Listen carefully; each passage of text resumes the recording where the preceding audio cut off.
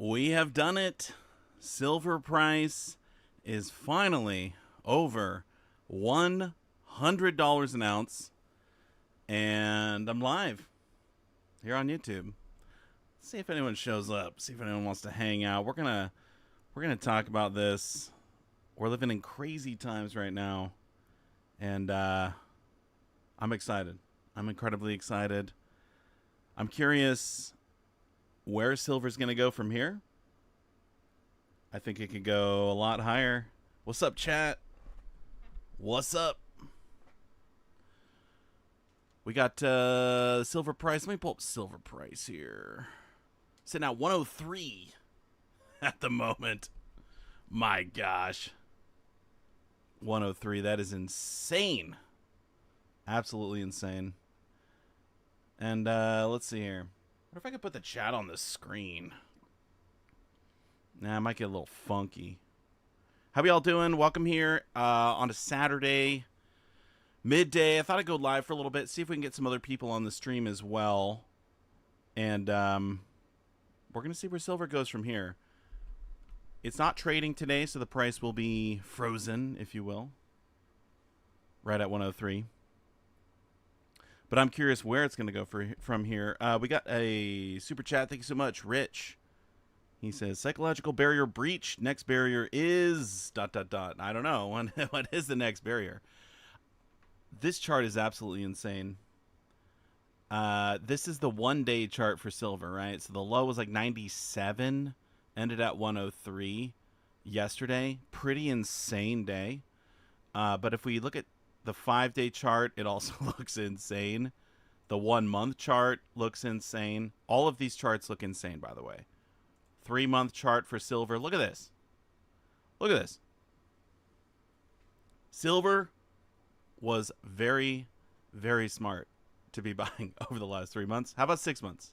Yup. Silver absolutely crushing it. 6 months ago, silver was $41 an ounce. Oh my gosh. So we have over doubled, like a 2.5x in just 6 months. Let's go back a year. A year ago, silver was $30. So we got a 3-bagger over 1 year. Wow. And the thing is, I feel like more people are buying silver today than they were a year ago. Think about that. It's pretty crazy. I mean, no one wanted $30 silver, but at a hundo, everybody wants it. Look at the 5-year chart. Look at this chart. Look at this thing. This is what parabolic looks like. With that slow climb, and then it is just straight up. But the thing is like, once you go parabolic, the numbers start to get real crazy. So let's see, the low, the 5-year low is what, $17 an ounce? Something like that. So what is that, a 6-bagger in the last 5 years? Not bad at all. Let's go way back. Look at this chart. Everyone's like, all right, yep, cup, handle, and then it shoots up, right? Well, we're literally living that. It's just nice to be right for once, you know? It's just nice. You go way back in time, you got silver at, well, this is like 100 years ago, but, you know, at $1. $1. Here we go, 35 cents per ounce in October of 1943. So, you know, you see those videos, oh, yeah, my grandpa was buying silver at like $1 an ounce or whatever. Yeah, I mean, back then, you totally could. Look at this, 35 cents? My gosh. But back then, you could buy a house for what, like $6 grand? Now it's like 600 grand. So, yeah, okay, it makes sense, I guess. It makes sense. All right, yeah, let's go back to the 1-day chart. And what I do want to do is I want to do a poll, and I want to bring up a Q&A as well. So let me pull this up here for a sec.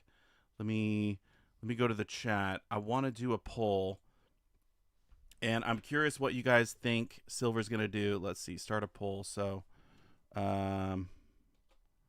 let's see. What happens to silver on Monday? All right. What happens to silver on Monday? Higher or lower? All right, I'm starting the poll. And you can vote. Everyone, we got 1,000 people here. Feel free to vote. Where does silver go on Monday? Does it go higher or lower? I'm so curious. So just click on the chat. We're live. We have no ads running for this stream. This is an ad-free stream. We're hanging out. We're having fun. I'm going to try and get some other people on the stream as well. I got to reach out, see if we could get... Let me ask International Stacker, Yankee. Let me ask the guys, see if anyone wants to pop on. They can comment on what silver is doing right now. You want to join my live stream? Let's see what they say. Try and get a few other people on here. Looks like most people are saying silver is going to go higher. I do want to open up a Q&A as well. We could do live Q&A. Ask questions here. Try and keep them silver related. That would be great. So you guys can feed some questions in there if you like. And what I want to do is go back to the live chat. And I want to go back to this screen here. And I want to show you guys a few things. While we're getting set up, there's some crazy stuff going on with silver right now that we all need to be aware of. And let me just ask International Stacker real quick. I think he said he might go live. Let's see. There he is. All right, we'll see if he can pop on later. All right, so a few things I wanted to show y'all. So we got silver sitting at 103. We got the poll up. This is pretty insane. I mean, silver over 100. This was like, for so long, it was just a dream, right? Is silver going to be able to do it? Well, it literally did it. It was up $7 yesterday. So if we take a look at the Shanghai silver price, so this is the price of silver in China, and they also have the price of gold. I want you to notice something. Take a look at the price of gold in China. Now, I know a lot of countries are buying up big amounts of gold. A lot of countries are... their central banks are trying to get away from the dollar, including China. But look at the price of gold in China on their futures exchange, all right? $49.86. So $49.86, keep that number in mind. And then let's look at gold futures. This is here, you know, in America. This is our gold futures. $49.83, okay? So in China, gold is trading at a $3 premium. And by the way, gold up $70 yesterday. That's insane. We're so close to 5,000.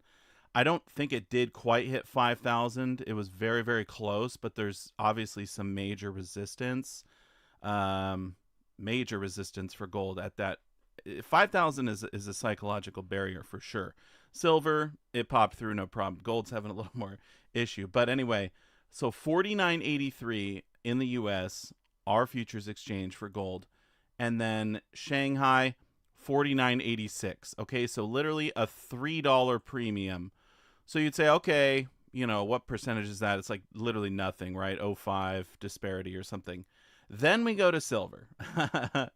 So this is U.S. dollars in China on their futures exchange, 112.83. Sorry, 112. 112. What am I saying? $112 dollars and 43 cents in China. Then we go to our silver futures, 103 and 26 cents. So we have like a $9 difference between U.S. futures silver price and Chinese silver future price. So what is happening? You know, why is there such a premium in China, and what does this mean for the metal? Where is the metal going to go? It's not, you know, it's not a trick question. People, I say people, businesses, institutions, there is an arbitrage right now where you could essentially buy silver off of our futures exchange in the U.S. and then sell it in China, and you're making, you know, $9 every trade. So where is the silver going to go? The physical silver, you know, it wants to go to China. it's going to China. They're bidding it up. They're paying more for it. so, so it's kind of wild to see that. Um, and the other issue too is that China has put export restrictions on silver. So China they're bidding up the silver. They want the silver to come into their country, and they don't want it to leave. They don't want to send it anywhere. And good on them, I guess. They know we're in the middle of a metals war, and they're trying to lock down as much silver as they can. So that's part of the reason why you're seeing this big disparity. But let me email International Stacker, see if he can join us. I know he wanted to join today. Thanks for hanging out, everyone. It is Saturday. Silver price is at an all-time high. We're celebrating. I do have a Q&A going. We're going to get to your questions in a moment. We're just taking a look at the price of silver in China versus America, talking about the arbitrage. All right, so International Stacker, there you are. All right, I just sent him the link. See if he wants to join. I did ask Yankee if he wants to join. I'm not sure what he's doing today. We could see if maybe Adrian or maybe Richard or someone from the coin shop would want to get on at some point. That would be incredibly cool. Another thing I wanted to show you guys is this here. Few posts from Gold Silver HQ today on X. Look at this. So first off, fiat is overbought. I mean, yeah, right? I guess. Fiat is overbought. Central banking is the root of modern serfdom. Cut the root, all right? Be your own bank.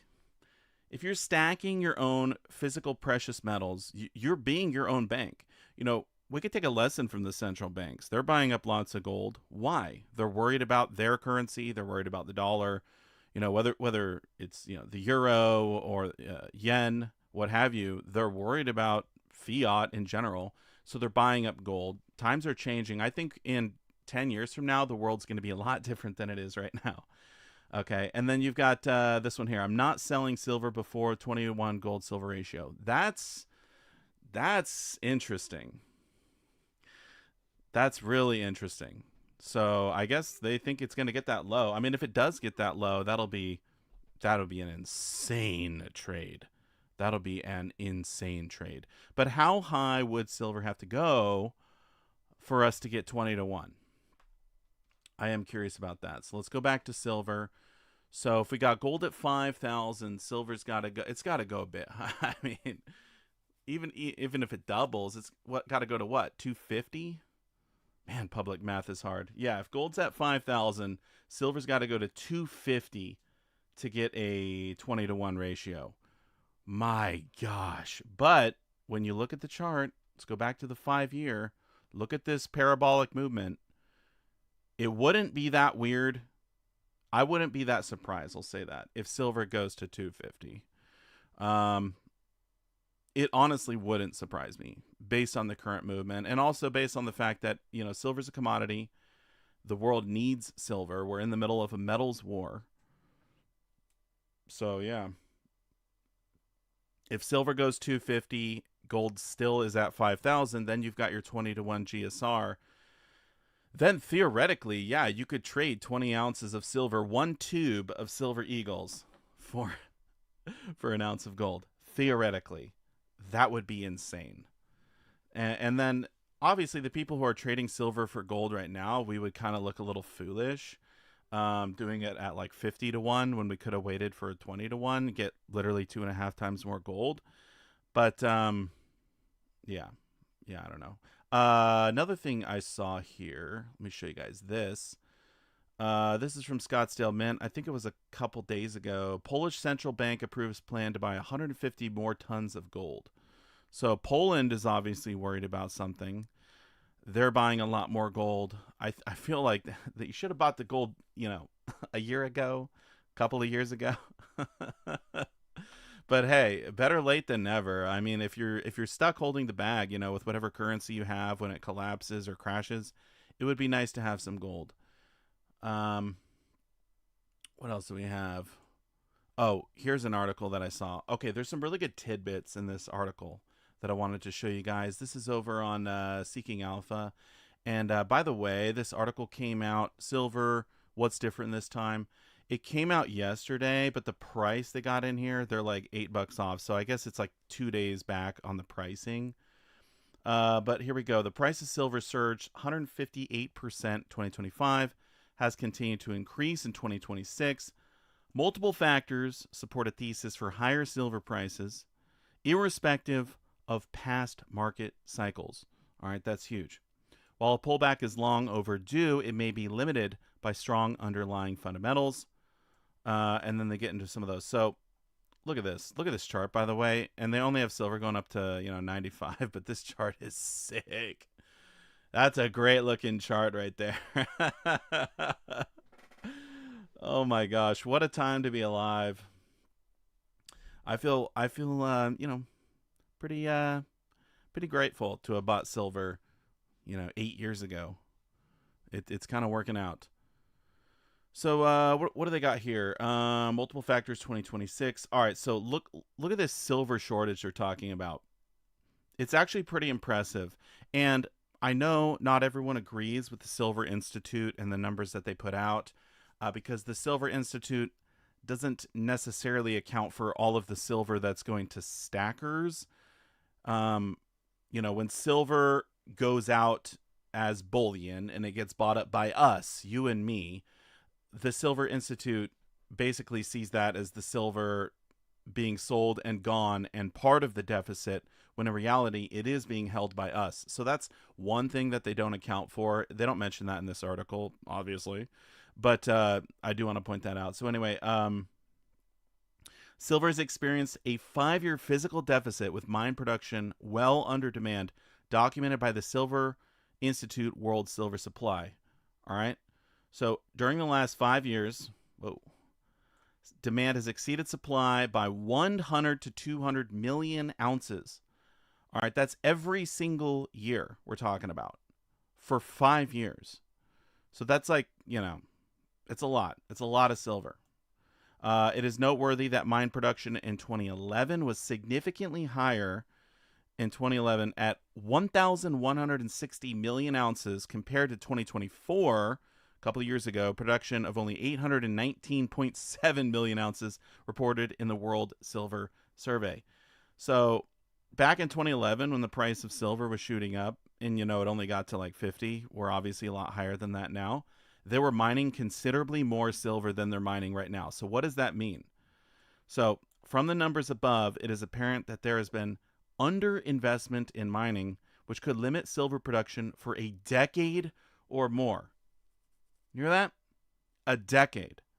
So everyone's like, oh, okay, silver, is it overbought? Are we in a bubble?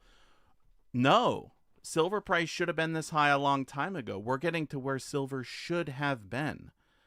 Okay, so not a lot of mining, and silver, obviously, there's not a lot of silver mines out there. They do get into the byproduct thing here, which I will bring up. But you know what? Let's come back to this. I do want to come back to the silver shortage. But we have a special guest. Let's bring him in. Can you hear me? See if we get we're trying to get International Stacker on here. He might be muted. I'm here. Can you hear me? I can hear you. Can you hear International Stacker, my good friend? I wonder if we could actually get him up on the screen. Let me see if I can work on doing that. But hey, man, yesterday you and we had a private conversation. You were talking to a lot of coin shops. Tell the chat what you were hearing on the street as far as demand for silver at these prices. Now, it's very interesting because I basically was calling up coin shops that I've been to in the past. Silver Dragons, I travel all over the place and go to coin shops and coin shows everywhere. And it seemed different based on the region and even the state. So, for instance, I called a coin shop that I know of in Illinois, and they just had so many sellers. They were so overwhelmed with silver that if anyone wanted to sell to them, they were paying $10 to $15 back a spot. However, if you go over to Arizona, I called a shop I was with there, and that one is in Flagstaff, Route 66 Coins and Collectibles, and they were paying at spot or just a couple dollars below spot, depending what it was, which I thought was really respectable compared to what a lot of coin shops out there are doing. And they had two sellers to every, or two buyers there to every one seller. And they had even sold 1,000 ounce Comex bar. So they were seeing explosive sales, and then folks were coming in and they were able to pay them something that they and myself consider to be a fair price. Jumping over to a coin shop I called in California, they're seeing about 1 to 1. So this was Southern California. For every buyer, they're getting a seller, and they were only themselves $3 to $4 back of spot. Now, I know there coin shops get a bad rap for buying stuff back of spot, but remember, coin shops, they run on a very thin margin. They might spend $10,000 and make a couple hundred on the deal. It's a very thin margin. So in order for them to be able to stay afloat and survive, that's what happens in times like this, where the price is rising so quickly. And there's honestly probably Silver Dragon's going to be many small coin shops that can't survive this. Because another update I heard is that coin shops are actually having to wait longer to get monies back from refineries. So traditionally, a coin shop would take in money, or they would take in 90% silver, and they could immediately flip it and sell it to a wholesaler, or flip it and sell it to a refiner Right. and get that cash flow and get the money back in. But now for refiners, they're having to wait weeks now to get paid. And one coin shop I spoke to, and they were paying about $8 back a spot. And they were saying that they have over $300,000 out there for weeks that they don't have access to, just waiting for it to come back so they could buy more product. So quite different across the United States. But what does that tell us? If you have to sell, and I'm not selling right now, to be clear, I've got diamond claws or diamond hands. But if one has to sell, call around, call neighboring states, because you just might get a lot better offer for what you're trying to get.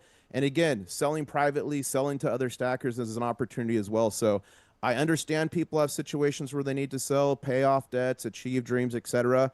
But for me, myself, I'm holding it right now, and I'm holding on hard. I'm holding on for dear life, Silver Dragons.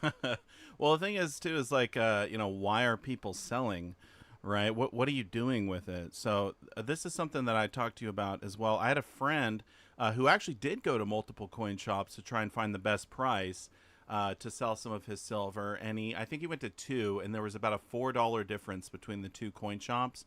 But Mm-hmm. anyway, he sold I want to say 30 ounces to pay for something. I think it was like a vacation or something. But in my opinion, if you're selling silver, you should probably not be going to cash. Number one, I don't know who on earth would be doing that. Who in their right mind is selling silver to go into cash?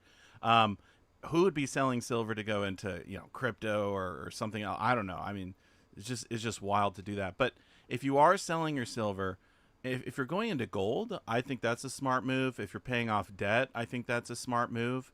Mm-hmm. What are your thoughts on that? I mean, let's say you want to sell a little bit because hey, silver's at $100. You want to take a little bit of profits. I get it. Okay, maybe you put a certain dollar amount into silver. You've now seen it go up to the point where you could sell a little bit, get that dollar amount back, and still have a bunch of silver left over. That could be someone's mindset as well. I mean, there's nothing wrong with taking a little bit of profits every now and again, right? Yeah, and to be clear, I'm not a financial advisor. I'm just some dude on the internet with crabs who sometimes gives them away to my viewers. But that being said, yeah, there's situations where I could see selling, and I understand that paying off debts, um, paying off your property. There's reasons why. But me myself, I'm not selling right now. I would certainly not be selling to put it in paper cash. If folks want to play the gold to silver ratio, I think I'll start thinking about that when we're in the low 30s to 1, because I believe we'll get there. But the key thing with gold to silver ratio is you don't sell your silver and then buy gold. You find a coin shop or some entity that's willing to do the trade, because then you don't Yeah. get hit with fees and all that. And there's something out there called the adoption innovation curve. I show a lot of my live streams, and it's kind of a bell curve and shows like where we're at on like early adopters and innovators and early majority, late majority. We, in my opinion, this is the opportunity of a generation, in my opinion, and we are still in the early innings. So right now we see a whole tidal wave of silver that's kind of overwhelmed a lot of local coin shops, refineries, etc. Eventually, we're going to eat through that glut of silver, And now that we're over $100 an ounce, more and more mainstream media is going to be forced to start covering it. The more they do that, the more people that buy in. I believe we're not at the fear of missing out stage yet, the FOMO stage. I believe it's coming soon. And when that comes, all of a sudden you're going to see coin shops paying at spot, and then for some stuff even over spot, because they know they can immediately flip it to people who are beating down the doors to get it. So Yeah. um, I believe we're still in the early days here. And when I said FOMO coming soon, I don't mean soon, days, weeks, months. I mean like mid-year, end of the year, maybe next year. We still got a ways to go. And I just saw an article, I don't know if you saw it, Silver Dragons, that it was the Texas teachers pension. They just took out like a $55 million stake, and I think it was First Majestic Silver. So Whoa. I think things are just starting to heat up. And what happens when more pension funds do that? What happens when more companies come out and say, "Hey, maybe you should have an investment in silver"? So, like, I believe we're still the early days, and it. I said this on your last live stream, Silver Dragons. We're going to have some intestinal fortitude to make it through this. There's going to be bumps. It's going to be scary. There's going to be corrections. People are going to say it's topped. But I believe we're nowhere clear to topping. I believe we got a long runway to go. And if you correct from 1980's high of $50, that's over 208 of today's dollars. I know, and one thing I do want to bring up too is, you mentioned, okay, if you sell it as a few coin shops, they're paying back of spot, and we are seeing that a Mm-hmm. lot. But I think that's just a local problem. When I Mm-hmm. say local, I mean on this side of the pond. We do have a comment Yes. here.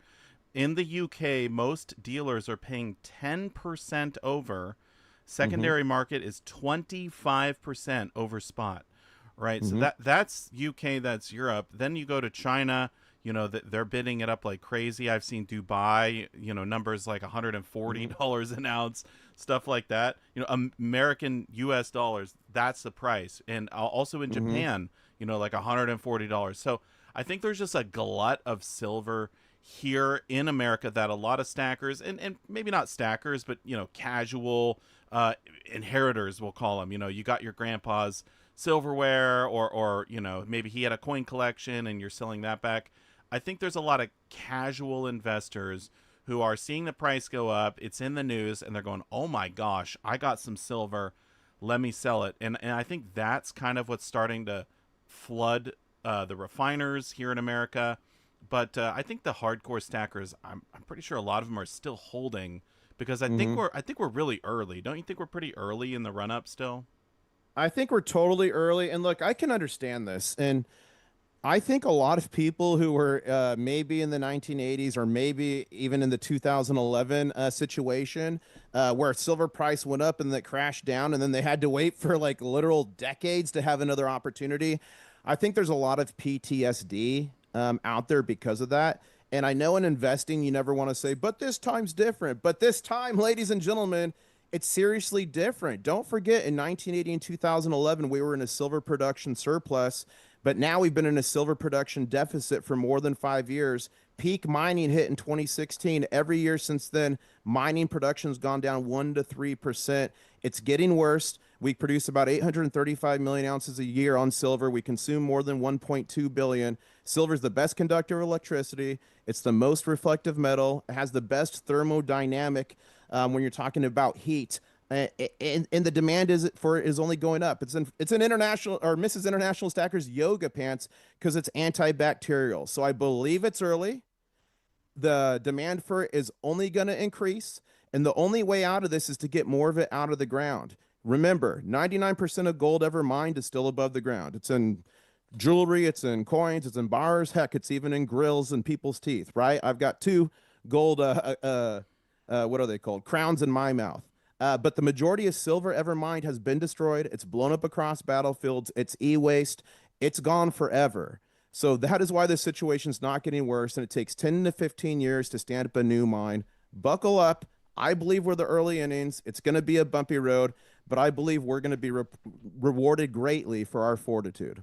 Yeah, no, I agree with that. We do have a super chat here. Thank you so much. Alpha Wolf says, "Thank you for all you do, Mr. Silver Dragons. You were the reason my dad and I started stacking in 2021. Nice. Bought your Silver Dragons round from SD Bullion as a keepsake. It is gorgeous. Thank you so much, my friend. Yeah, we did release the Silver Dragons rounds last year. I think December.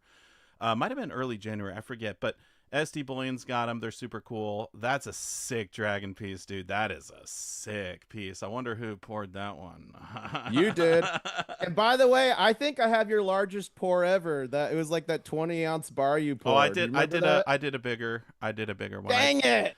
Yeah, I did a few 100-ounce pours back in the Did day. I you? think I did two or Okay. three of them. Yeah, one had a dragon, one had a rose on it for some guy's Okay. wife. And Okay. you know what's crazy, International Stacker? When I first started pouring silver, I was selling it for $20 an ounce.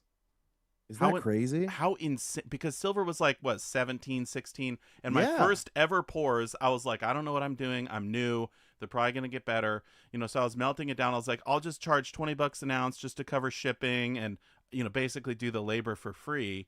And then pretty quickly I was like, all right, I got to go 25. But still, I was selling silver for like $25 an ounce, handmade silver items. And now That's that now crazy. that they're worth over $100 an ounce. I mean, how insane is that? It's super insane. And I've got maybe 5 or 6 of your pours. And somewhere in here, if I could find it, I have one of the most rarest ever, the silver Baggins button. Yeah. I don't know if I can find it, but Yeah. back in the day. Hey, Yeah, but it's crazy. I remember like when I was first stacking, I think silver was like 13 something an ounce. My dollar cost average is still in the 17s, but I remember saying like I will not buy 90% silver if it's over 10 times face. Like I was I disgusted when know. it's 10 times more than 10 times face. And what is it now? Like 72 times face? It's I know. crazy. I know. Yeah, I did put out a video I think at the end of last year with an updated it was a junk silver buying guide, and I want to say I went up to like 100 and I got to look, maybe 140 or $180 an ounce. If silver goes higher than that, I'll have to do another buying guide, but I think Dude. it's my third or fourth one I've had to do because the price of silver keeps going up, and I was like, all right, let's just make this one crazy.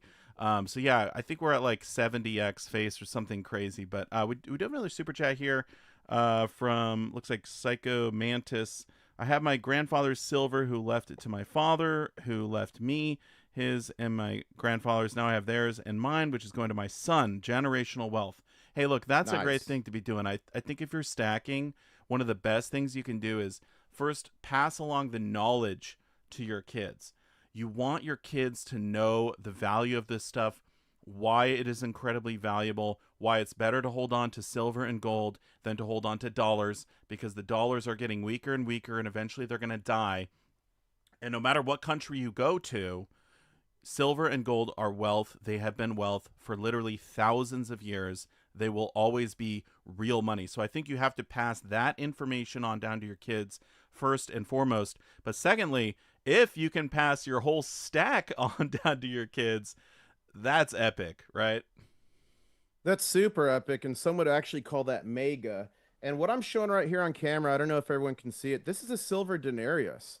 Like literally, silver and gold have been money for thousands of years, and all throughout history, this stuff you see right here, paper fiat currency, if not tied to physical silver or physical gold, like this gold nugget from Australia, there, it has literally always gone to zero. And even this big old stack of Vietnam dong I put on top makes me want to remind you that it got so bad in Zimbabwe, they went from $1 million notes to $1 billion notes and literally to $1 trillion notes. And that's why myself and many others stack this stuff, physical gold and silver, stuff that's been money, like Silver Dragon said, for thousands of years. And this right here is a silver bar, if I could get the camera to focus, from Japan. These are the bars that samurai used to keep inside their swords. The old swords, there's a slot for these. Look at that. That's sick. I okay, I do have a question here. I'm gonna ask you, the animated drummer. Thank you for the $10 super chat. I've asked it before, but now that silver is over $100 an ounce, effectively pricing a lot of people out, what would be some good strategies for approaching it? So I think they're saying, like if you're a real low budget, Mm-hmm. maybe you're a kid, or maybe you just have no extra money. Like when I started stacking, I was literally returning cans. In Oregon, I live in Oregon. We get 10 cents per can, so I was returning them, and if I could do 160 cans, I had enough to buy 1 ounce of silver, right, for $16 at the time. So that's how I started stacking. But if silver was $100, yeah, I think I probably would have been a little like, I'm not sure. I guess you could go with silver dimes, but what would you say about like copper? Do you think that's an alternative for people if if they're real low budget? Well, I'll give my comment on that. Then I have a couple ways for people to get free silver, which is even better. Here's my viewpoint on copper. Is there some money to possibly be made on copper? Yeah, I think so. Not as But liquid though. that's not buying copper rounds and that's not buying copper bars because they have such high premium on them. The Yeah, price of copper that's priced by the pound would have to go so much higher. But like if you're getting copper pennies in circulation, I would certainly be keeping those. And you're right, it's not liquid. What you'd probably have to do in a lot of situations if you went to move your copper is if you couldn't sell it to a coin shop or someone else, you might have to go to a recycling yard to do it. So like yeah, I think the people that are positioned best for copper and to make some good cash on it would be like your plumbers, your electricians that have scrap that they could save. But if you're buying like rounds or yeah. made bars Bad that have idea. huge premiums, I don't think. But here's a couple ways people can get free silver. The first one, this works in the United States and some other countries. There's machines in a lot of grocery stores. They're called coin stars. And Mm, down at the bottom, there's a black reject tray. Looks just like on a video game. Maybe you played an arcade back in the day.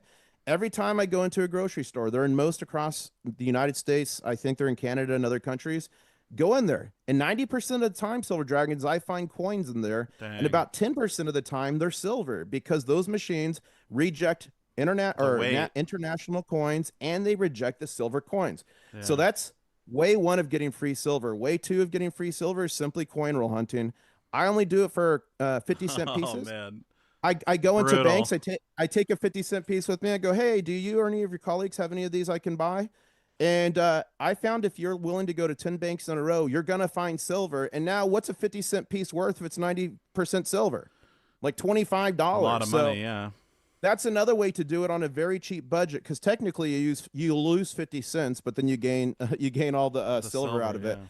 And when you do that at the bank, just ask them for empty rolls. You could roll them and then redeposit it in a different bank. Now, always have a dump bank that you take your rolls to, your used rolls that you deposit in your account. Never ask them for it because they'll Right. hate you for it. Um, the This is third way, strategy to coin roll hunting.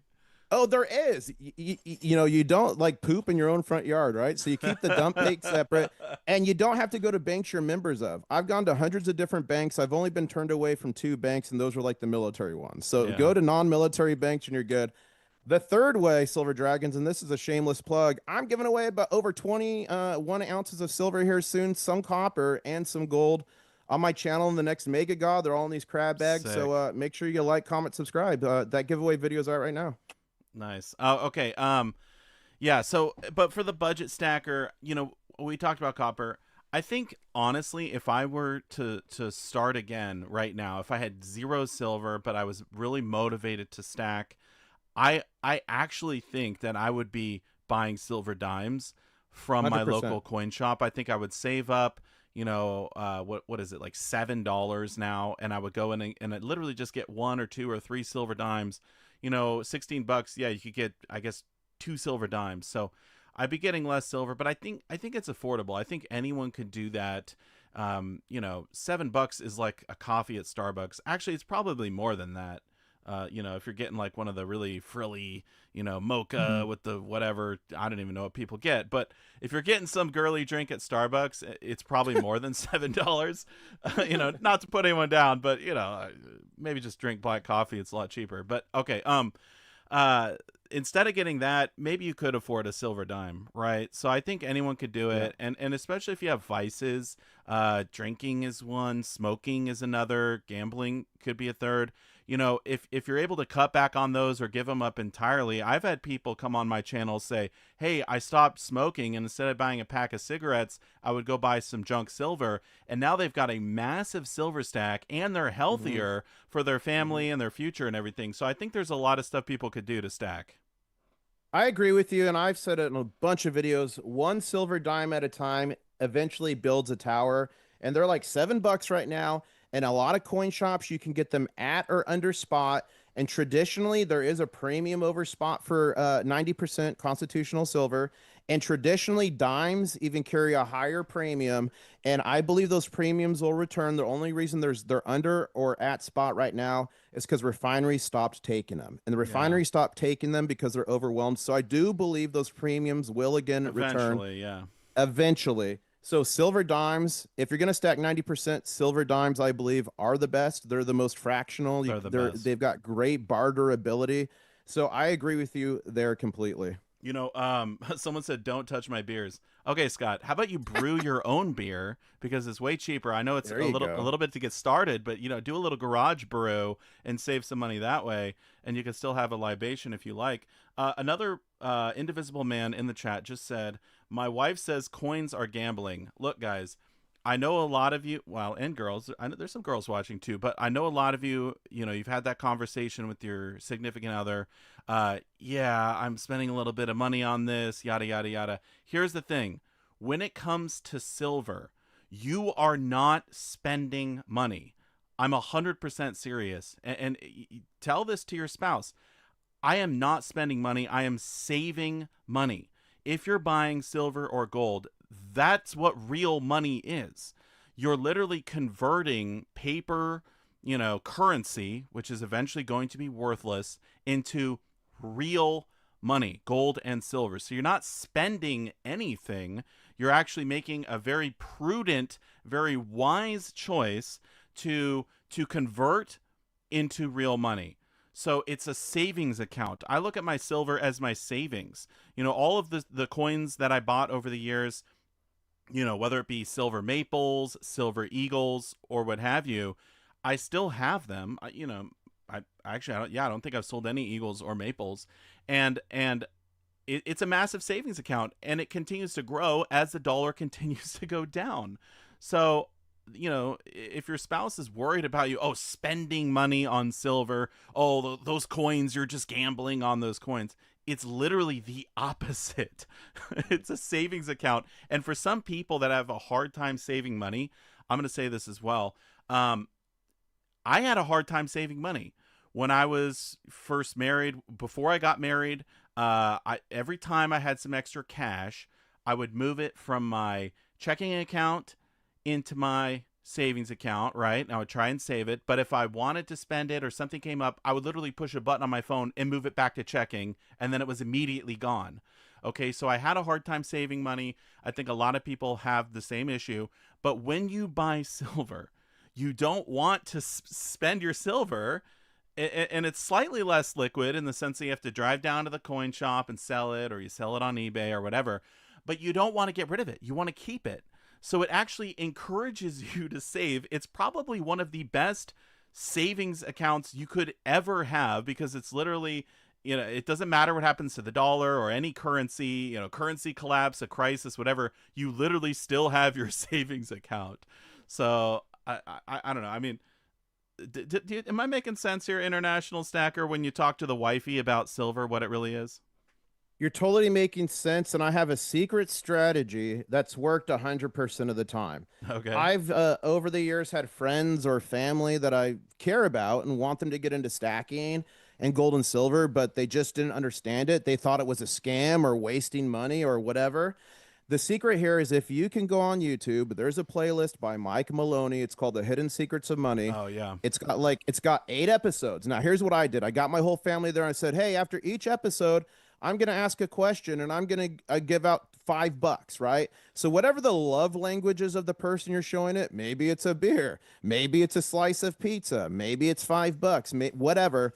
By the time they get to episode 2 or 3, they understand and they're 100% in. I've never used that tactic and had the person not quickly understand that. It's worked with many of my friends whose significant other were in the same situation that you were just talking about. So watch that playlist. And even if you're not in that situation, you've never seen that, watch those videos because it gives you the information, the history that's going to give you the talking points you need and the thoughts in your head that say, you know what? I am doing the right thing. Now, to be clear, this is a savings account, gold and Mm-hmm. silver. But to be clear, there is some stuff that's super overpriced that the price is going to have to go up. It's going to be hard to break even on that. So One of my mistakes I cover in my top 5 mistakes video is let the deals dictate your buys. Yeah. I originally, when I first started stacking silver dragons, and this was about when the time silver was around $20 an ounce. I used to say, do I want a piece of pizza, or do I want to order this pizza, or do I want an American Silver Eagle? And for a time there, I wanted Morgan silver dollars so bad, but I couldn't really afford them. So I bought some that are Cull, Yeah. Cull. And I got them. They had holes. They were horrible. And then guess what happened? I went to a coin shop in Arizona, ended up finding Morgan silver dollars and paying $16 a pop for them. So I know you want the fun stuff. I know you want this. I know you want that. But what I found is if you let the deals dictate your buys, eventually over the years, the deals go around to where you end up with all the silver you wanted anyway at a fraction of the cost. And a lot of this poured silver I'm showing on camera right now, I hope everyone can see it. I've paid at spot or near spot. You know, online bullion dealers like AtMix during Black Friday, they always do deals on poured silver. So you can get amazing stuff with high resale value and high premiums for low cost. Yeah. We do have a few super chats. Thanks for the $2, Jason. We have a few $10 super chats in here. SGT stacking. What's up, my good friend? Another way to make your stack grow is trading premium silver for generic silver, especially if you happen to have some Baggins pours. Speaking of pours, when's the next pour party, Dragons? Oh my gosh. I don't know. I'm a little bit nervous to pour silver right now just because it's like worth so much more. But no, I've done thousands of live, not live, but I've poured thousands of pieces of silver in the past. I've probably done maybe 100 live pours. I'd have to go back and look. I actually don't remember, but I did a lot. I did quite a few where I did it live, kind of like this live stream here. It was a lot of fun, but it was an incredible amount of work. So I don't think I'm going to be breaking out the furnace anytime soon, but who knows? If there's a special occasion, I might. And then Jason, at my local coin shop, there's change. I always ask for it inconstitutional. Oh, if there's change. Oh, Nice. funny. Nice. So Nice. yeah, if you're Hey, buying a big thing, get a couple dimes at the end.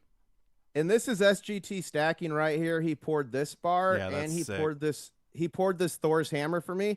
I traded him some of the original MK bars Baggins rounds for these. That's what he was talking about. That's sick. I actually have a few pours from him. I haven't even unboxed it. I gotta unbox it still, SGT, but yeah, he's got a sick pour that he sent me. Okay, you know, International Stacker, are you cool if I field a couple questions from the regular Q&A? Yeah, man, let's go. Okay, I'm gonna open up the regular Q&A here, and we're just gonna start fielding a few questions. It's nice to have International Stacker here because these live streams are kind of tough when you're by yourself. But okay, let's see. As the price of silver continues to soar, how would one offload large amounts of silver to buy a home for like a first-time home buyer? What do you think? Because yeah, the local coin shops are. Oh, some of them are overwhelmed. I think I would start there and then maybe sell to an online dealer if they couldn't handle it. What do you think? Yeah, I would do exactly that. I would call a couple coin shops around me and a couple coin shops maybe in states that I was willing to drive to, like a day's drive away. And then I would do the same thing with online bullion dealers and see which one will give me the best deal. And Yeah. then see if that deal is worth me having to drive that extra length, right? But also, states like Florida just did House Bill 999, like they made it that on purpose. And there's other states around the nation like Texas, et cetera, that are recognizing gold and silver as legal tender. So at least in Florida, what they're working on is to where you'll be able to keep your buying power locked up in gold and silver, but be able to use something like a debit card to transact with, and it would deduct it from your account. The reason I bring that up is you may find yourself in the situation in some states, you might even be able to trade gold and silver. You Yeah. might find someone selling a property that would prefer that. But the easiest way to do that is just what you said, Dragons. Call around, get an idea, and then make the smart move. And just remember, there's tax implications. So anytime you're going to sell $10,000 or more of gold or silver, whoever you sell it to has mandatory reporting to the government. It's a 1099-B, I believe. So just know that you will have to pay capital gains on whatever that increase is, and you'll have to work with a tax professional to do that. So I just want to make sure everyone knows that, because the one thing that you will go to prison for very quickly in this nation is tax evasion. Yeah, we are not tax advisors. Consult your own tax person on all that. And I do have another super chat here from Proud American. Throughout the years, I've stacked silver for rainy days, and unfortunately, I've had times where I had to trade some silver to get me and my wife out of a situation. So my wife is 100% behind me stacking. Yeah, that's the thing. If you ever need it, you're going to have it, right? You want to have it and not need it rather than need it and not have it. We got another super chat, $2. Thank you so much. What is your opinion on war nickels? I have $50 face. Look, here's the thing about war nickels. The refiners obviously are not taking them right now. The coin shops don't love them. They pay you so far back a spot. I would be very cautious buying large amounts of war nickels. I think they're fine to have. They're great to explain to people what silver is. They're really fun if you find them for just a regular nickel. But they're dirty nickels. They're dirty. They're gross, and they're only 35% silver. So I don't know. I'm not a huge fan of war nickels. What do you think, international stacker? Maybe just to help weigh the safe down. That's about all they're good for. Yeah, like for the person that has all the war nickels, don't feel bad. You got them. They're silver in them. But I would not on purpose stack war nickels or even 40% like Kennedy halves Not heavily, unless yeah. you get a crazy deal. I would not stack those. And the reason I don't like to stack them is they're heavy. They take up a lot of room. So the lowest I like to go is 90% silver, and that would be like US silver, besides some random like international coins from my travels. But I like to stay at 90% or above. So yeah, I'm not purposely stacking war nickels or 40 percenters unless I would get a crazy deal. And what do I mean a crazy deal? Like Half spot. half. It's got You to know be what I half mean? So spot. Yeah. half. Literally $50 an ounce. Speaking of Yeah. $50 an ounce, got another super chat here. Thank you so much. Do you think silver will ever drop to $50 or below? Oh man, ever? Here's the thing. We're at 100 right now, okay?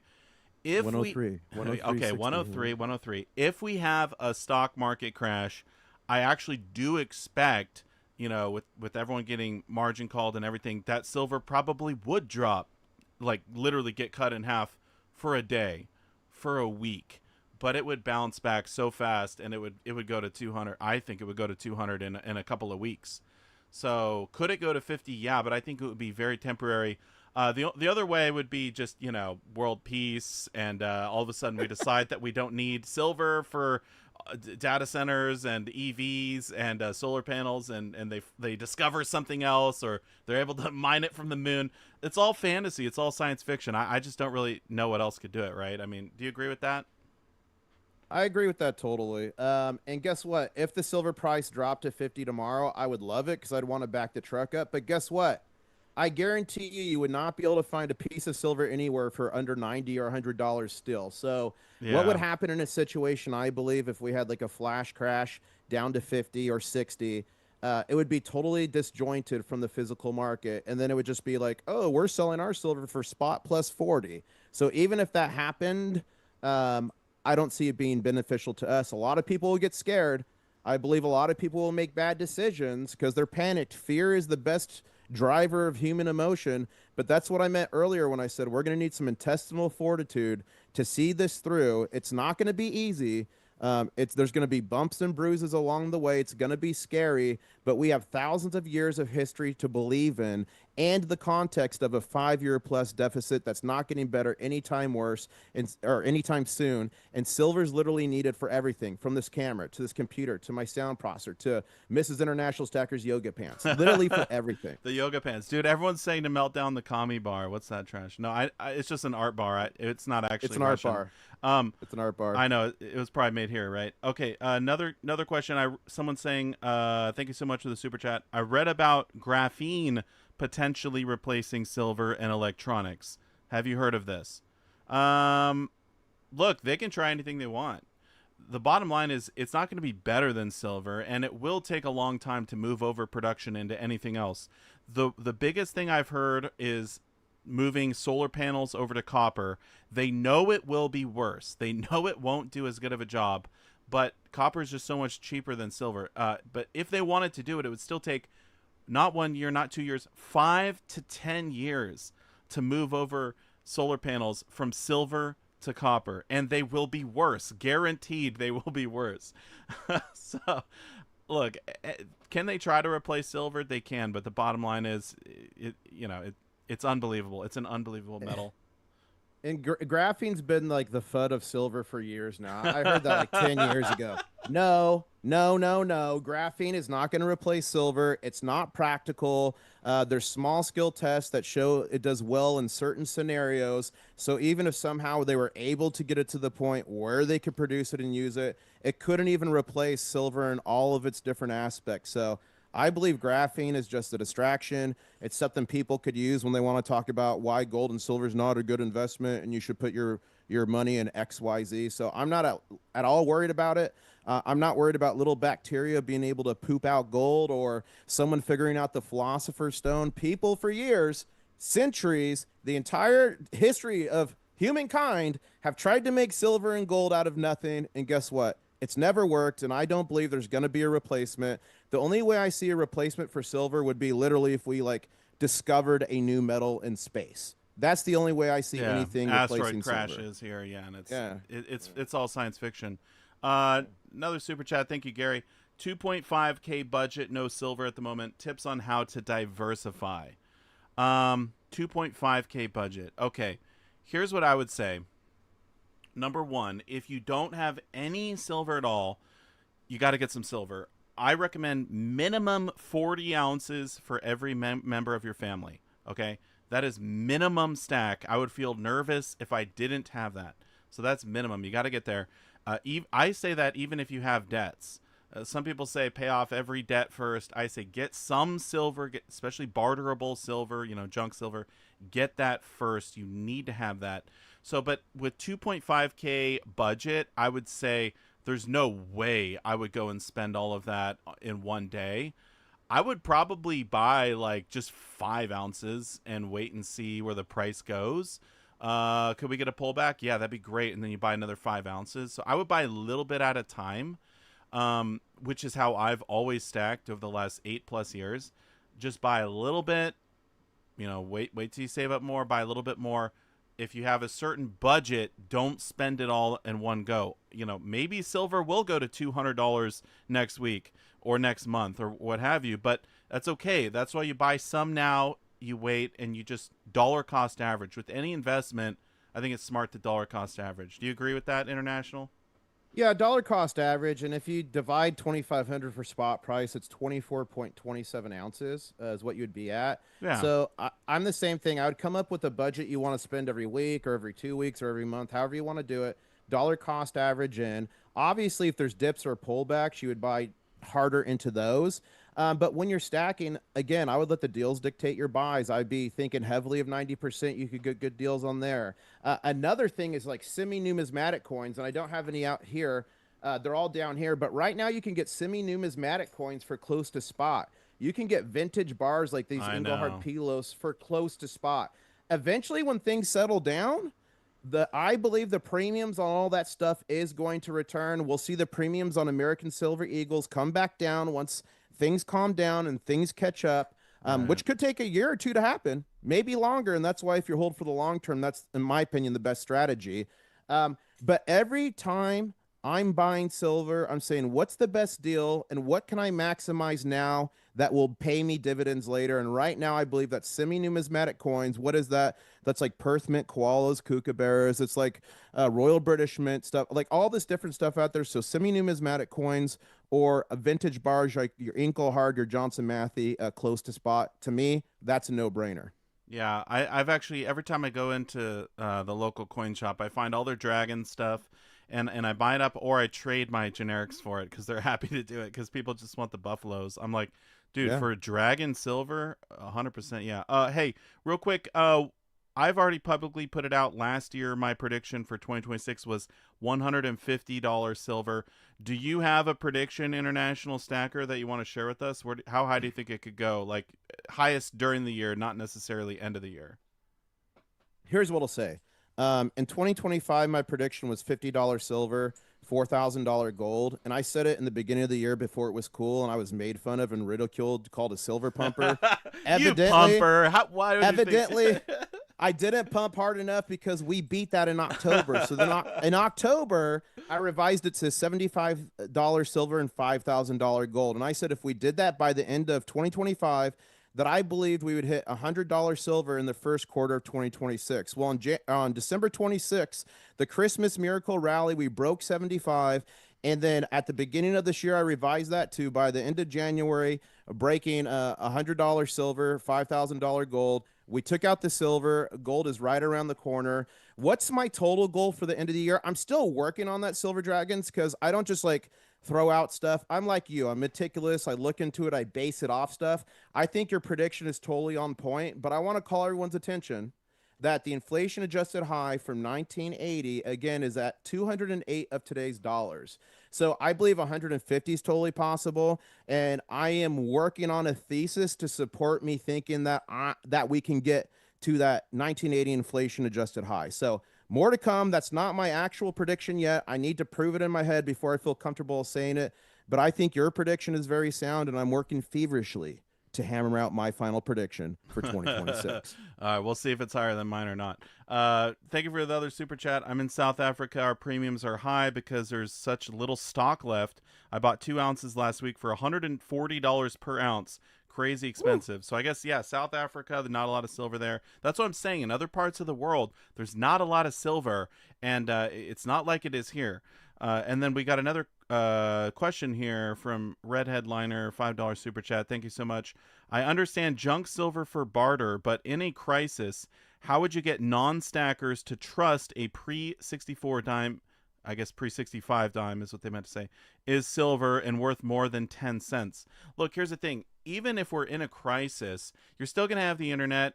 Most likely, I mean, unless it's really bad. EMP. Yeah. You could show them some YouTube videos. You look at the side of the dime, you know, it looks different. The silver dimes are one solid silver color all the way through on the side, not, you know, half copper, half nickel looking like the clad ones. So I think you show it to them. And I do want to actually mention something. Last year, I did a barter test at the local farmers market, where I brought junk silver and silver eagles, and I tried to barter it with people who knew nothing about precious metals. These are farmers. These are, you know, some of them were hippies, you know, they got their goat milk or whatever. And literally, I kid you not, the majority of people said yes to the silver, not knowing what it was, never having held silver before or bought silver. Majority said yes in my local test. So I want to say it was like 7 out of 8 accepted the silver, and there was one person who didn't, and I forget why he didn't want to take it or whatever, but we didn't really get into it. But the majority took it. So I think in a crisis, people are going to understand. You're going to be able to explain them what it is. And look, here's the thing: if they don't want to barter with you, you know, okay, whatever. I hope you got a big community. I hope you got a farm. I mean, I've been trying to grow my own food. I got pigs now. I've got chickens. We have ducks. We have eggs. So I think I'm going to be okay. But I think there's going to be ways to show people. Do you agree with that? Yeah, and look, people are resilient. So my day job, working emergency management around the world, disaster response, recovery, and preparing for responding to recovering from disasters. Like, this is my wheelhouse. That's what I do all the time. That's why I travel so much. But luckily, for like the last 5 months, I've been focusing only on YouTube and doing that in a contract basis. So that's been great. But I say that to say people are resilient. They figure things out. And if we had a true like downgrade scenario, a true like SHTNF end of day scenario, people that didn't know would very quickly learn what would be acceptable and transactionable in money. Yeah. First, you would probably see barter. You know, you'd have dragons trading eggs for whatever or bacon for whatever. But eventually, people are going to start, I believe, to trade in gold and silver. And that's happened before in the world. That's not never happened. It's happened in South America during their inflation. Recently. Yeah. It happened in Venezuela with this run up in this worthless cash you're seeing right here. So you'd be surprised on how quickly people could learn, okay, anything before 1965 is money. And I've got a piece of money here right now, Silver Dragons. Do you recognize this? Dude, that is a very special American Silver Eagle way back in the day. Did you win that in a GAW, or how did you get that? It was your first GAW you ever did, and okay. I won it. My first giveaway I ever did, International Stacker won it. And where did you take it, and what did you do with it? I traveled to Egypt where my channel is deep in like channel lore, by the way, and Daisy the Camel is huge on the channel. And Yeah. on that trip, I took this into the Great Pyramid of Giza. There's a video out there somewhere. And I said, I have a theory that if I put this in the sarcophagus in the Great Pyramid of Giza, that dragons will turn into his dragon form. And I actually did it. I got it on tape. But when I did it on side, what you won't see on tape is like a guard stopped me and he took it from me. For a second, he thought he thought I found like some Egyptian ancient coin Oh or my something. gosh. He looked at it and eventually he gave it back to me. So I almost lost it. I did not. I That's the first time I've heard that part of the story. Yeah, it's crazy. We got another $5 super chat. Thank you so much. Hypothetically, tomorrow Alien shows up and they only accept gold and silver as currency. Do we have enough for everyone on the planet? No, we don't. And in fact, I was looking at I guess the guesstimates for how much silver and gold there is for every human to hold on the planet if we were to break it up. It's somewhere in the neighborhood of 1 ounce of gold and 3 ounces of silver for every human on the planet. So if you got more than that in your personal stack, then you're doing pretty good. But also think about that ratio. 3 to 1 is what exists above ground right now for every human. That's not a lot of silver. That's not a lot of gold. So, and also think about that ratio in the terms of the GSR now being 50 to 1. Can you imagine if it went to 3 to 1, 3 ounces of silver for 1 ounce of gold? That would be absolute insanity. And I think a lot of us would be scrambling to get as much gold as we possibly could. Dude, if the aliens come and they're demanding gold and silver from people, unfortunately, I think a lot of people are going to be getting probed. Yeah. It's gonna be a bad day. Another $5 super chat. Thank you so much. I'm in California. Sales tax is 9.9%. I paid $200 tax on 20 ounces. There is a way to get around the tax in California Yes. if you buy enough, right? Don't you have to spend Yes. $2,000 or more or something? It I think sounds it's like you 2,500. 2,500. So you needed to buy 5 more ounces of silver, and you would have not had to pay a penny in tax. So yeah, California kind of sucks. Also, Washington kind of sucks now that they have a 10% tax on silver. And I'm trying to get a video together where I actually talk to some coin shops in Washington because they're really. Oh, it's 2,000 for California. They're saying okay. Is it 2,000? Okay. That's what someone is saying. I don't know. I can't confirm it. They're But probably right. They're probably right. yeah, they probably. I fled that state years ago. Yeah. I have lived there before, and I do not live there now. But yeah, Washington is kind of doing some shenanigans. Although I heard that they were trying to get that repealed or whatever, so hopefully that works. But all right, I'm gonna go back to the regular Q&A for a second. Pull up some of these questions. I'm trying to get to your guys' questions because I know there's a lot of new people to precious metals. There's like a million questions in the Q&A. Someone was saying, let's see. Is the U.S. Mint still producing 2026 American Silver Eagles? Yeah, definitely. Shouldn't those be coming out like next week? Or do you think they're delayed? No, they're coming out from what I heard. And what a lot of people don't realize, the only thing that we, the normal people, the plebs, can buy from the U.S. Mint is like proofs and like special struck coins, West Point, etc.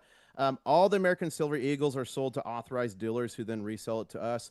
But I've heard nothing about delays. Now I know I know that there was a first run that was done that are coming out or have been already sent out to the authorized dealers. Yeah, I think they were. But I think there might be a delay between the first and second run, from what I'm hearing. Yeah, because silver price and everything else.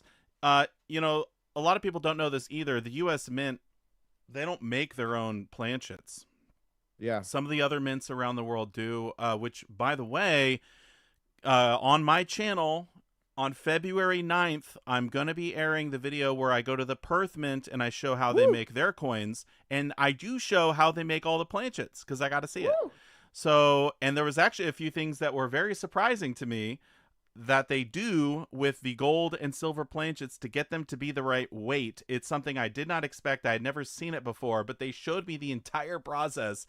So you're going to be able to see that on February 9th on the Silver Dragons channel. There's something else I wanted to say, but I actually just realized that I think I'm not allowed to say it. So never mind.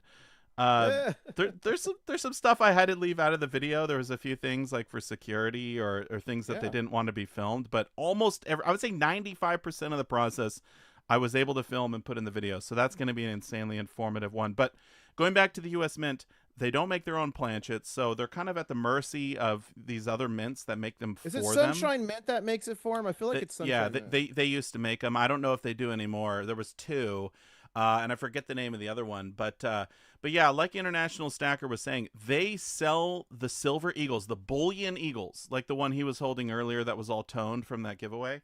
They sell those to the authorized purchasers only, and we could go and look at the list, but there's only like 10 authorized purchasers for silver, and they pay a very small premium for the silver eagles. I mean, we're talking like, I want to say $2 or $3 over spot. It's like a government thing. It's all in writing and you can look it up. But the APs are paying like $2 over spot, and then they're charging you a $10 premium. So they're making money hand over fist, these APs, on the silver eagles. And if we could just buy them directly from the mint like they can in other countries, like at the Perth Mint and stuff like that, I think it would be better for us as the stackers. But okay, dude, that's some copper, bro. Yeah, people are talking about copper. Now, to be clear, I'm not stacking this. Viewers back in the day when copper was next to nothing, Predator stacking and I forget the other Scorpion Metals made these and sent them to me, and then I jacked this from Pirate Stacker in a video we made. So there's your copper. That's sick. A lot of people are asking on the price. You know what I'm gonna do? I'm gonna switch up the screen a little bit here. I'm going to give me a sec. I'm gonna International Stacker. I'm gonna switch up the screen. I want to get the price on the Yeah, screen, let's do it. and we can look at that. So just give me one sec to get it situated. All right. I think we're pretty good. Yeah. Okay. There we go. I got the Kitco price chart. Yep. There it is. Nice. All right. So we're looking at the 5 years. Dude, look at this chart. Okay. So everyone wants to know, are we going to have a pullback? Now, I did do a poll, and a lot of you have voted in the poll. Thank you so much. 81% are saying it's going to be higher on Monday. What are the chances that you think we're going to get a meaningful pullback in silver price, or do you think it's going to just keep going up? What do you think? I mean, the only thing that keeps going up forever is the U.S. national debt. So I don't think it's going to keep going up per se. Now, I was expecting, honestly, I was expecting a bit more resistance than we saw a little bit of resistance at the 100 level, but I'm looking at the chart right now in my trading view. I was expecting a lot more just because usually Dude. in trading, whether it's stocks or metals or whatever, these numbers like 100, 125, 150, they're like psychological numbers. So traditionally, you'll see a lot of people like taking profits that can trigger the algorithms that are following it, and you can have temporary tamp downs. We saw a few dips and attacks on Friday's trading session, but nothing major. Yeah. Remember, the market opens up in the Globex via the Comex at 6 p.m. Eastern Standard Time Sunday evening, and Tomorrow. then after, yeah, oh yeah, tomorrow evening, and then around 8:30, well 8:15, you'll see the Shanghai Futures Exchange chart start to go as well. So after hours trading is very low liquidity. It's very easy for the bankers to do their thing and to crash the price and crash it down. Now, here's our saving grace. I'm thinking that the Shanghai Futures Exchange, let me look at it real quick. I'm thinking it I can may pull it up. gap. Yeah. I'm thinking, Look right here. We got 112 yeah, for I'm thinking it Shanghai. might actually gap down on opening. So you could see a situation where silver opens up on Globex, maybe it gaps up, and then maybe you get some downward pressure. Then maybe we gap down on the Shanghai Futures Exchange, but I don't think it lasts for long. I don't know if it's going to last all night, but the next morning, Monday morning at 8 a.m. Eastern Standard Time, we'll start to see the trading pick up in the United States, out of New York, etc., all the way up until 8:30. 8:15 to 8:30 in the morning Eastern Standard Time is usually when the attacks come. So am I dumb enough to think we're going to keep going up and the bankers are just giving up their 45 years plus of manipulation? No. I think attacks are coming. I think there's going to be temporary pullbacks, corrections, and tamp downs, but I don't think they're going to last. So If I had to wager some money on it, I think Sunday evening, tomorrow night, not a financial advisor, just some dude on the internet. I think maybe we gap up on the Globex when it opens. Then we get some downward pressure. And then the Shanghai Futures Exchange gaps down when it opens. But I think we'll shake it out pretty quick, possibly before the market open in New York at 8 a.m. the next morning. So that's kind of my prediction. Yeah. Well, we will know tomorrow what's going to happen. I think But you all know what the good thing is, Dragons? The yeah, good what? thing is, if your strategy is like your strategy and my strategy, diamond hands, diamond claws, holding for Doesn't the long matter. term, building generational wealth, it doesn't matter, right? Right. It doesn't matter. Yeah, it doesn't matter the day to day. And, if we do get a nice pullback, that would be a good buying opportunity. I know a lot of people are learning about silver and gold right now, maybe for the first time ever. You're starting to see it in the mainstream media. You're hearing it on the news. You're watching, and all of a sudden the talking heads, they mention silver and gold, and you're going, what's going on? So I think there is a lot of new people, and I think a pullback would be healthy overall for the price. Yeah. I'm not saying that we're going to get one at this point. I think we're kind of getting close to where we might see mania, and it might just continue to go bonkers. So I personally don't think we're gonna get a pullback, but I've been wrong before. I could be completely wrong. But again, look at the Shanghai Futures Exchange. $112 an ounce. I mean, they've been consistently $9 or $10, about $9 higher than the COMEX right now. So I think they're leading the way. They're bidding it up, and I would be surprised if it goes down. And by the Well, way, that's our protection. That's our I protection, know, Dragons. I know. That's our protection. By the way, I wanted to show you this. When I started the stream, look at the Shanghai Gold, right? 1986, and then look at our gold futures, 1983. So there's only a $3 premium on gold, right? But then you go to silver, 112, and you can see it right here, 103. But yeah, silver futures 103. So $9 premium for silver, $3 premium for gold. And on a percentage basis, it's just like astronomically different. So there's obviously something going on with silver. Something big is going on with silver. There's incredible demand. This is unprecedented, man. I mean, we're over $100 an ounce, for goodness sakes. And don't forget, we just had the highest daily close ever, the highest weekly close I ever for know. both silver and gold, and including on the Shanghai Futures Exchange. It hit an all-time high of $115.24 equivalent. And can you see my Dang. camera still, Silver Dragons? I can see it. I see a cork. I don't have it on the screen, but I Yeah, do see it. so for a long time I was saying I was going to pop a bottle of champagne when we hit 100 on the channel. I did that live on a live stream. I do a Nice. lot of live streams. And I want to get this thing poured in silver, dude. Can I send it your Mm. way? Can I send you some paper fiat currency or some silver and get a silver cork to commemorate that event? I don't know. I might be convinced to kick on the furnace just for you, International Stacker. I'm not gonna do it. Send it my way. Let's see what happens. Okay, okay. We'll figure something out. Okay. There's so many questions in here. It seems like most people are curious about the price, though. Most people want to know where we're going to go from here. I know you said you don't have a prediction, but one thing that I did show before you got on the stream, let's see if I can pull it back up here. Yeah, we got Gold Silver HQ over on X. Fiat is overbought. Love that. That is Central good. banking is the root of modern serfdom. Cut the root. I Yes. love that. Yes. And then look at this. I'm not selling silver before a 20-to-1 gold silver ratio. Not selling silver before 20-to-1. And so we did the math. Silver's got to go to $250 an ounce with gold at 5,000 to get to 20-to-1. I don't think that's impossible. I mean, when silver ran up in 1979, 1980, the GSR got all the way down to like 14 or 15-to-1. So Mhm. it wouldn't be the first time we saw anything like that. I mean, let's say gold goes to 6,000. Someone was predicting, I forget who it was. Someone was predicting that gold was gonna. Here, let me look real quick. I think it might have been U.S. Bank was saying gold was going to go to 6,000 this Yeah. year. They revised it. No. It was Bank of America. It was an Bank analyst of from America. Bank of Yeah, here I America. got it right here. Bank of America sees gold reaching 6,000 by mid 2026.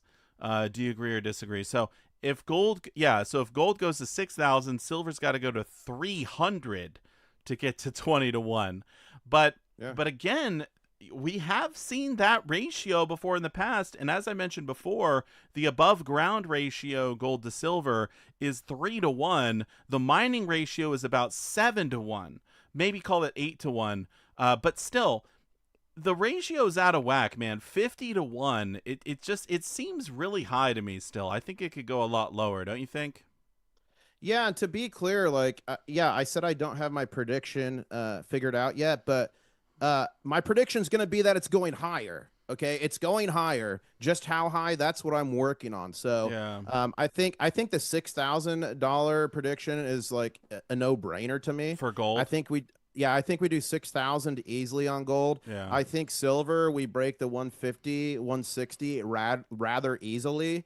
And again, Oh man. my eyes kind of on the $208 adjusted inflation all time high from 1980. That's 208. where my that but that's not my official, because here's the thing on my channel. I don't just make predictions and not back them up. So I've got more analysis, more stuff I'm working through, but that's what I'm eyeing. So there's my bias. My bias is that's what I'm Wow. eyeing. And if I can come to that conclusion supported by data, evidence, and something that's logical, that will be my prediction. I'm not ready to say that yet, but I think 150 we do easy. But again, not financial advice. And remember, governments can do anything they want at any time, and all kinds of crazy things can happen. Yeah. So, like, although it's obvious, it's supported, it could definitely get slowed down. They can throw curveballs. Different things can happen. The one thing you should know about the future is it's totally unpredictable. Right. Yep. No, I agree. And there was a few more super chats in here. I think I missed that. It was like a $50 one. Maybe I could try and scroll up and find it. But there was a few more in here. We all stack. But what do you think of SILJ stocks? Um, That's the ETF for junior miners. I can give my opinion if you want. I actually think I hold that. So, Okay. look, if you want to dive, look, I mean, physical silver is obviously the safest. There's a lot of stocks out there. I think I might have one on my channel tomorrow that I talk about. But the thing is with stocks is they're obviously more risky than physical gold and silver, which is why a lot of us prefer that. But they can be more profitable as well. So I don't put a lot of money into that.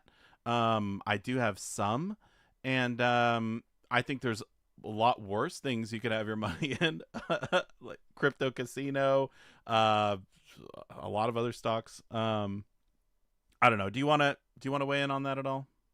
Yeah.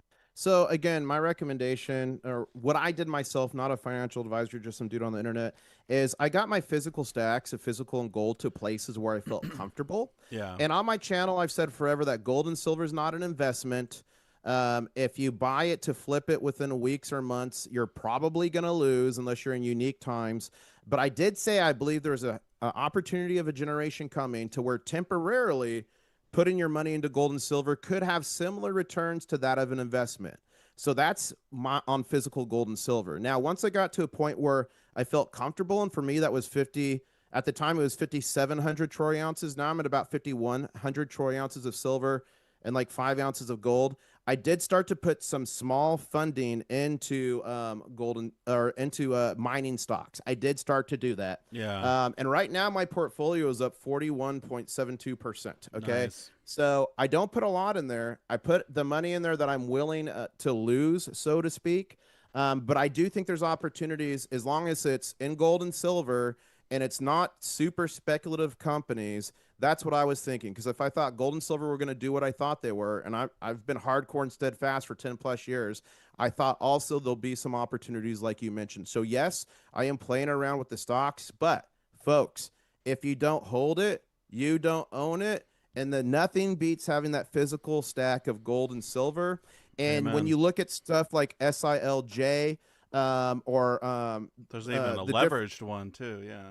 yeah, the Or ETFs are a bit, GDXJ as well. yeah, those the ETFs are a bit safer than an individual like That exploration is true. companies. That is So true.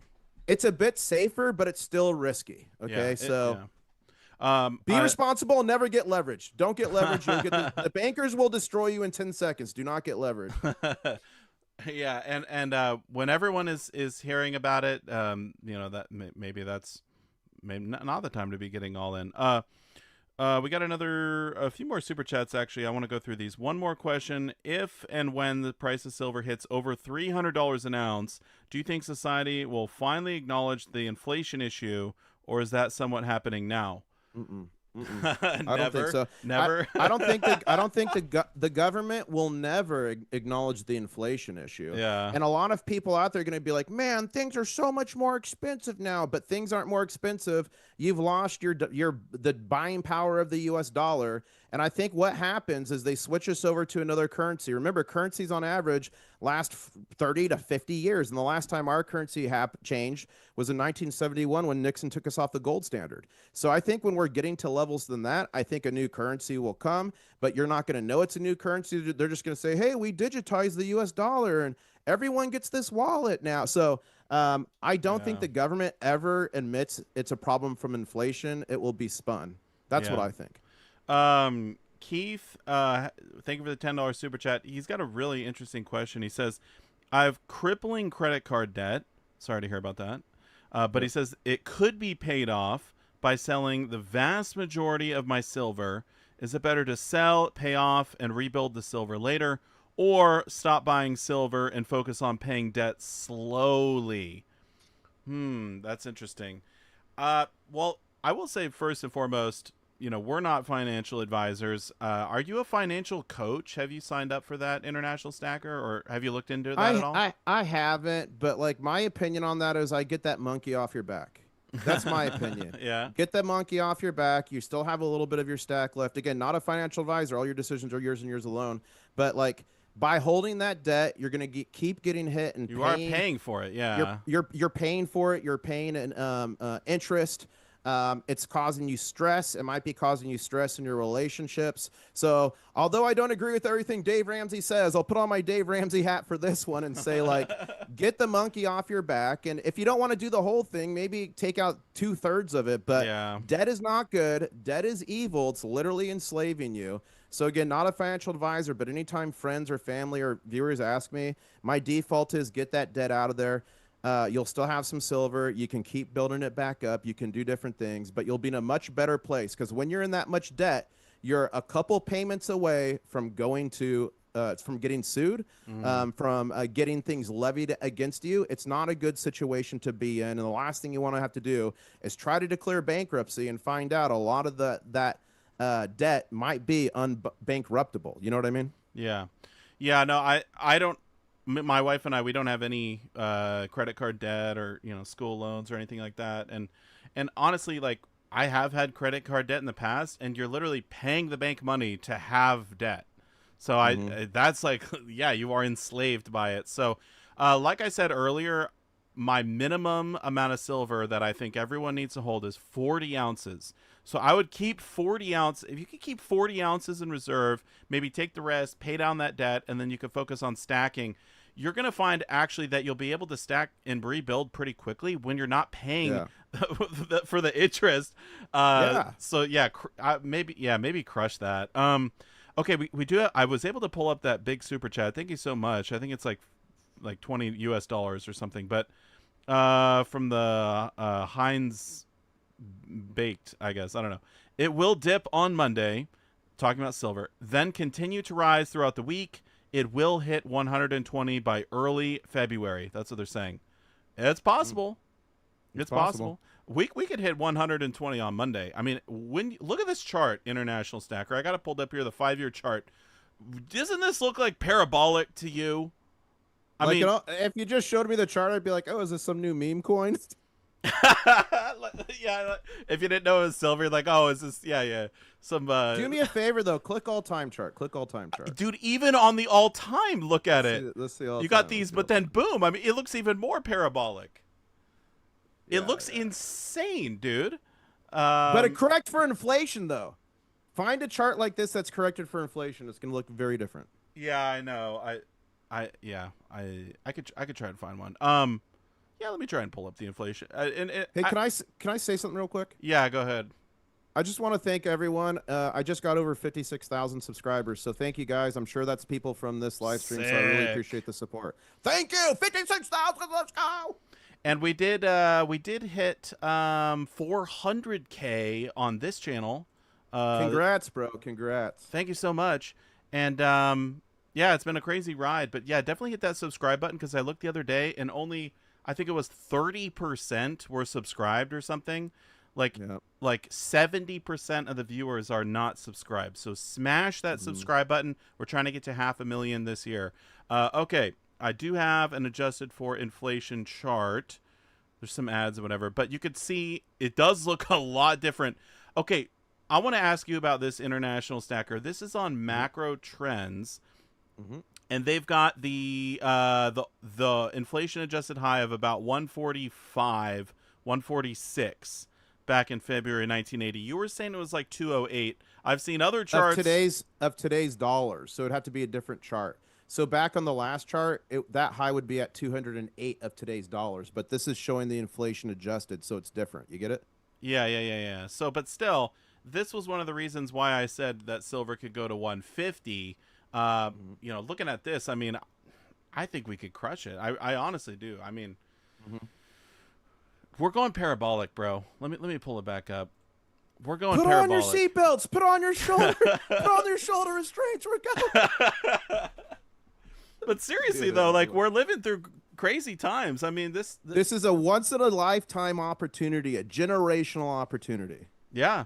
And a lot of people are saying um from what I've seen, a lot of people are saying, all right, it's in a bubble, it's overbought, but that's not necessarily true.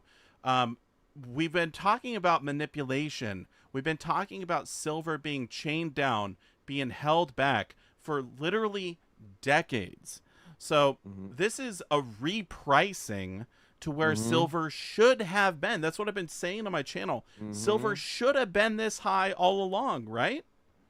Yeah, if you look at like a lot of the technical analysis, like I used to day trade and do other stuff, so I do sometimes look at the chart and do some minor technical analysis. By no means am I an expert, but stuff you would normally look at, like the RSI, seeing if stuff is over or under bought, I believe does not apply here because just like you, I believe we're in a true price discovery mode. So when I hear people say overbought or this, I'm just laughing inside because we've broken free of 45 years of manipulation. And how do I know that? Because we'd still be under 20 if we hadn't been. And this is not conspiracy. Go to Google and type banks fined for manipulation. JP Morgan paid $920 million fine in 2020 to a couple of their bankers. Two of them went to jail. Deutsche Bank, Scotia Bank, UBS, all the big banks have paid fines. And here's the problem. The year JP Morgan Chase paid $920 million fine, they made over $1 billion. So although they got fined nearly $1 billion, they still made 80 million I just know. by manipulation. I know. Yeah, it's completely messed up. And do you put any stock into the fact that JP Morgan moved a lot of their trading desk over to China? Do you think there's anything going on there, or was that just Yeah, coincidence? no, I do think it. I believe it was on December 16th that came out. Again, no official stuff, but there's enough smoke for me to be some sort of fire. And I think it was actually moved them over to Singapore. And that makes sense to me, especially with the arbitrage opportunities. So you were talking about the $9 premium early, or it was as high as $15 just, I think, yesterday. So I believe that at least an element of their trading desk has relocated to one, take advantage of those opportunities because they're banks, they want to make money. And two, what better way to manipulate the market than in overnight hours where the volume is extremely thin? And three, like when the gold rush was on, everyone went to where the gold rush was at, right? Mm-hmm. So all the fireworks right now are happening in Asia. We're getting run ups in Asia that are affecting our markets here. And that's one reason the bankers aren't able to manipulate as hardcore as they normally would, because then we'll have a $20 or $30 premium, right? So that Yeah. I do think there's truth to that. I don't know the 100% truth, but I do think there's truth to that. Well, there's got to be some arbitrage going on too, right? Like, can you Oh, yeah. imagine how profitable it would be to buy silver off of the COMEX? Mm-hmm. Which again, $103. Literally, you're paying $103 an ounce. Ship it to China, they're going to give you $112 an ounce. I feel like they're trying to get all of the silver in the country and lock it down because they put on the export restrictions.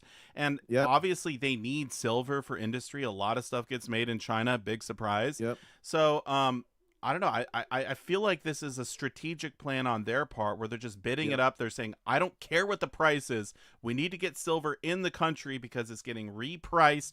No one's going to be able to afford it at some point. It doesn't matter. Just get it in at any price and lock it down. I kind of think that's their strategy in all of this. So I feel like silver could continue to go up quite a bit from where it is now. It's literally metal wars. And look at that 112. They've got a VAT value added tax on top of that. So I that's really know. it's $129 right now I know. just with the value added tax, not even any premium. I believe it's metal wars. I believe it's highly strategic. Don't forget, China refines numbers all over the place, but anywhere from 50 to 70% of the world's silver supply. And on the 14th of January, the president came out with a presidential action about minerals, and it authorizes the trade representatives to work at 180 days for a plan and to consider price floors for silver. And why would that be? For many years, it's been cheaper in America to outsource our manufacturing and pharmaceuticals, refining of silver. It's been cheaper just to send it all to China on a boat Yeah. or a plane, get it done, and come back here. What a price floor would do, and again, it says to consider it. So by no means that does that mean it's going to happen.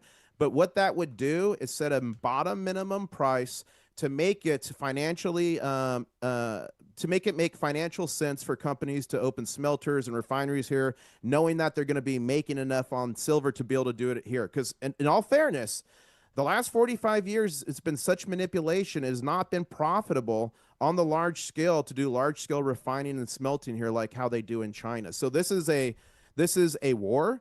This is a metal war. That was China's shot over the bow, and that was January 1st, where they restricted it, and now only 44 companies.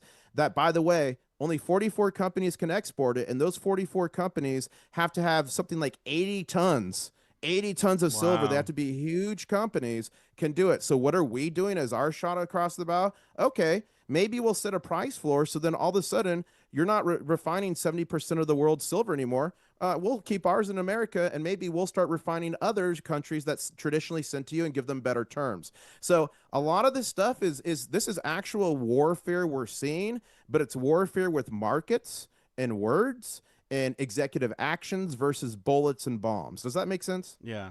Yeah, no, we're living in crazy times. I definitely agree. Metal Wars. We got a few super chats. Thank you for the $5. Wasn't there a guy that borrowed millions, filed for bankruptcy 7 times? Paying off debt may not be the move. Okay. I don't know. Bankruptcy destroys you for 7 years. Okay. And again, not all debt is bankruptable. And oftentimes people find that out after the fact. Yeah. Disclaimer, I know it's not financial advice. Can you share some of the mining stocks you've invested in? Hey, I've had about I want to say 15 different mining stocks that I've talked about on my channel, all sponsored content. Um, some of those have done extremely well, like 3, 6, even 10 baggers. One of them was recently, but they're not all winners. Again, investing in mining stocks is, in my opinion, more risky than buying physical silver. I do prefer to stack silver. That's what the majority mine is in. And there was this other super chat here. Thank you so much. I don't know what the orange color is. Can't convert with ZAR. I don't even know what currency that is. Okay. But Orange means it's like $10 or more. That's okay, what all right, that it's like means. $10. Thank you so much. I started stacking in 2016 when it was $15 per ounce. I told all my friends and family to buy silver every month. No one listened except my dad. He bought like 800 ounces when it was $30 per ounce. Woo! You got one. Congratulations. I've been telling my family to buy silver for years, and I don't think any of them listened. I think my sister might have a couple ounces. Did you do my trick? Did you show him hidden I didn't secrets of show them money? the video. I didn't do it. My whole family stackers, bro. Even my daughter, her name's Rat Stacker. She's stacking. Okay, I will say my kids I forced to be stackers, and I've been building their stacks for them. And one of my kids, I think it was yesterday, was like, "Hey, Dad, can I sell some of my silver?" I was like, "No way, bro. That's not what it's for. It's your savings account." Well, I'm actually having a crisis over here right now. So like for our daughter, she's got, set chores she does, but there's extra Yeah, stuff she could do to earn money. So yeah. like I would give either like a silver dime or a half gold back every time she did that. But with the run up, It's getting a lot more expensive to give her a gold back and a silver dime for the extra stuff. So we're having a crisis over here. I'm trying to figure out if I have to like go to her union and renegotiate those prices or what. How much you get paid for the chores? Yeah, you Yeah, might just have to do some more chores for the silver dime, I guess. Or yeah. I you don't know. could go the war nickel or something if you really want to get funky with it. There we. Hey, we found a use for war nickels. There you go. Well, dude, I don't know how much time you have. You've been on the channel for like quite a long time. Hey, everyone, if you haven't subscribed to International Stacker, he's been my guest so far on this live stream. Great guy, great channel, and he's putting out tons of content. In fact, I Mhm. even saw I think you were on Zero Hedge, one of your posts on X Yeah, recently. That's a big deal, yeah. bro. Congrats. Thank you. Appreciate it. Yeah. Unexpected. It blew up and ended up on Zero Hedge, but do a ton of live streams, have a lot of fun. I'll warn you, when you come here, you're going to see crabs and camels and Nah, it's a monsters. crab The guy. channel war, the channel lore runs deep, but it's a lot of fun. Well, and we have been friends ever since we started our channels. Or I think Mhm. you were a little bit before me, but ever since I started my channel and I met you on YouTube, and so Yep. really great guy, and we've met in real life a couple of times. Yep. You were recently in my video at the Fun Show in Florida, which was an insane show, Good and video. Go watch it. Go watch that video. I think from Fun Coin Show, I'm not just saying this, Dragons, that's one of the best videos I saw of that coin show. So if you have not seen it, go watch it. thanks so much, dude. And yeah, and some really good interviews on there, really good insight. And we are living through crazy times. Silver, $103. The price is going to start moving when trading opens tomorrow night. And I'm not sure if I'm going to be able to go live because I think there's a football game on tomorrow night that I might have to be watching. But Well, if you're watching that, I'll be live. So there you yeah, go. then you go join International Stacker and you guys can watch if the silver price goes up or down, which, by the way, we've got a poll going on right now. Is silver going to go higher or lower on Monday? 82% of you all have voted that you think it's going to go higher. So I But think to be clear, that's all of Monday, which means it could go lower at first and then rebound and go higher. They would still be right, correct? they would be right. Yeah, I guess it could do both. Do you guys think, what about gold? Is gold going to 5,000? I mean, do we hit that on Monday or Yeah. what? For sure? Yeah, I think we hit it on. And unless silver is destroyed, if silver is destroyed, that will put downward pressure on gold. But otherwise, I feel like its march to 5K it's going to be hard to stop that. Yeah, look at this. Look at the gold chart, dude. The gold chart looks like the silver chart, but just a little bit more gradual. I mean, Yeah, look at that. dude, silver is insane, man. What a time to be alive. I Silver's just like Leroy Jenkins. Dude, Leroy. I yeah, my strategy, International Stacker, moving silver to gold. I've done 2 trades thus far. My first trade was at 53 ounces of silver hmm to 1 gold, and my second was at 52. hmm I have a lot of silver. I don't have that much gold. I suspect you're in a similar boat, right? Yeah, because I saw a lot more potential in silver than I do gold. Don't get me wrong, I'm super bullish on gold, but I saw way more potential. And while the gold to silver ratio is high, that told me very clearly to buy more silver. And once Yeah. we get down here into the 30s to 1, that's when I'm going to start thinking about maybe switching some out. I'm not ready to yet. You want to wait till the 30s. Yeah, I wanted to dip my toe in. I kind of wanted to what is it? Front run it a little bit. I was just antsy, and every video I'd post, I would get 1,000 comments. When are you trading your silver for gold? And I'm like, all Yeah. right, I'm finally gonna do it. Yeah. But I haven't done a lot. I have a ton of silver, that I can trade. I would prefer to do it at a lower ratio because obviously the lower it goes, the smarter that trade is going to be, right? Big time. Yeah. I'm waiting to the 30s to 1. I think we will get there. Not a financial advisor. Well, Um, but I think it's good. I think it's good you did it early, Dragons. Because yeah, he thinks 20 to 1 gold silver ratio. But I think it's good you did it early, Dragons. Because that way when people go to do it, they will have watched that video and they'll know what to do and be able to action it versus if it's at the time when it's going and everyone's doing it, people are in panic, they're not prepared to. So I think that video helps people mentally prepare to do it. So I think you could say you did that for science and it went well. I did it for content. There you go.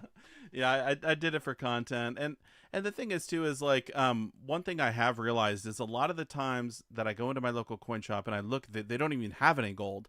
But if I just hang out for 2, 3, 4 hours, people come in and sell gold. So I Mhm. don't know if that is helpful information for other people out there who are wanting to do some type of a trade. Maybe you go in the local coin shop, they say, we don't have any gold, literally nothing.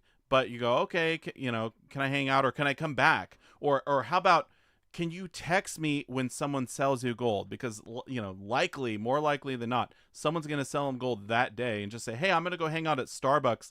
Please shoot me a text when you get some gold in the shop." And then, inevitably you wait an hour or two, whatever, work, do some work on your laptop, and then they hit you up, "Hey, we got gold." Then you come in and make the trade. That actually might be what a lot of people need to do, because it's just the timing doesn't always work out unless you want to like order it and wait, but no one wants to do that. No one wants to Mhm. wait. They want to do it right away. And keep in mind what I was saying earlier, Dragons.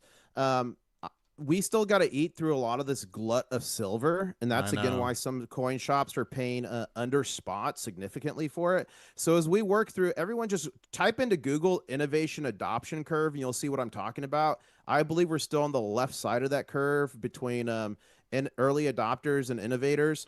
So as we go up that adoption curve, there's going to be more and more demand for silver. Eventually, that glut of silver will be worked through at local coin shops. And at that time, coin shops are going to be a lot more interested in doing the gold to silver swap, because right now, a lot of shops have a lot of silver.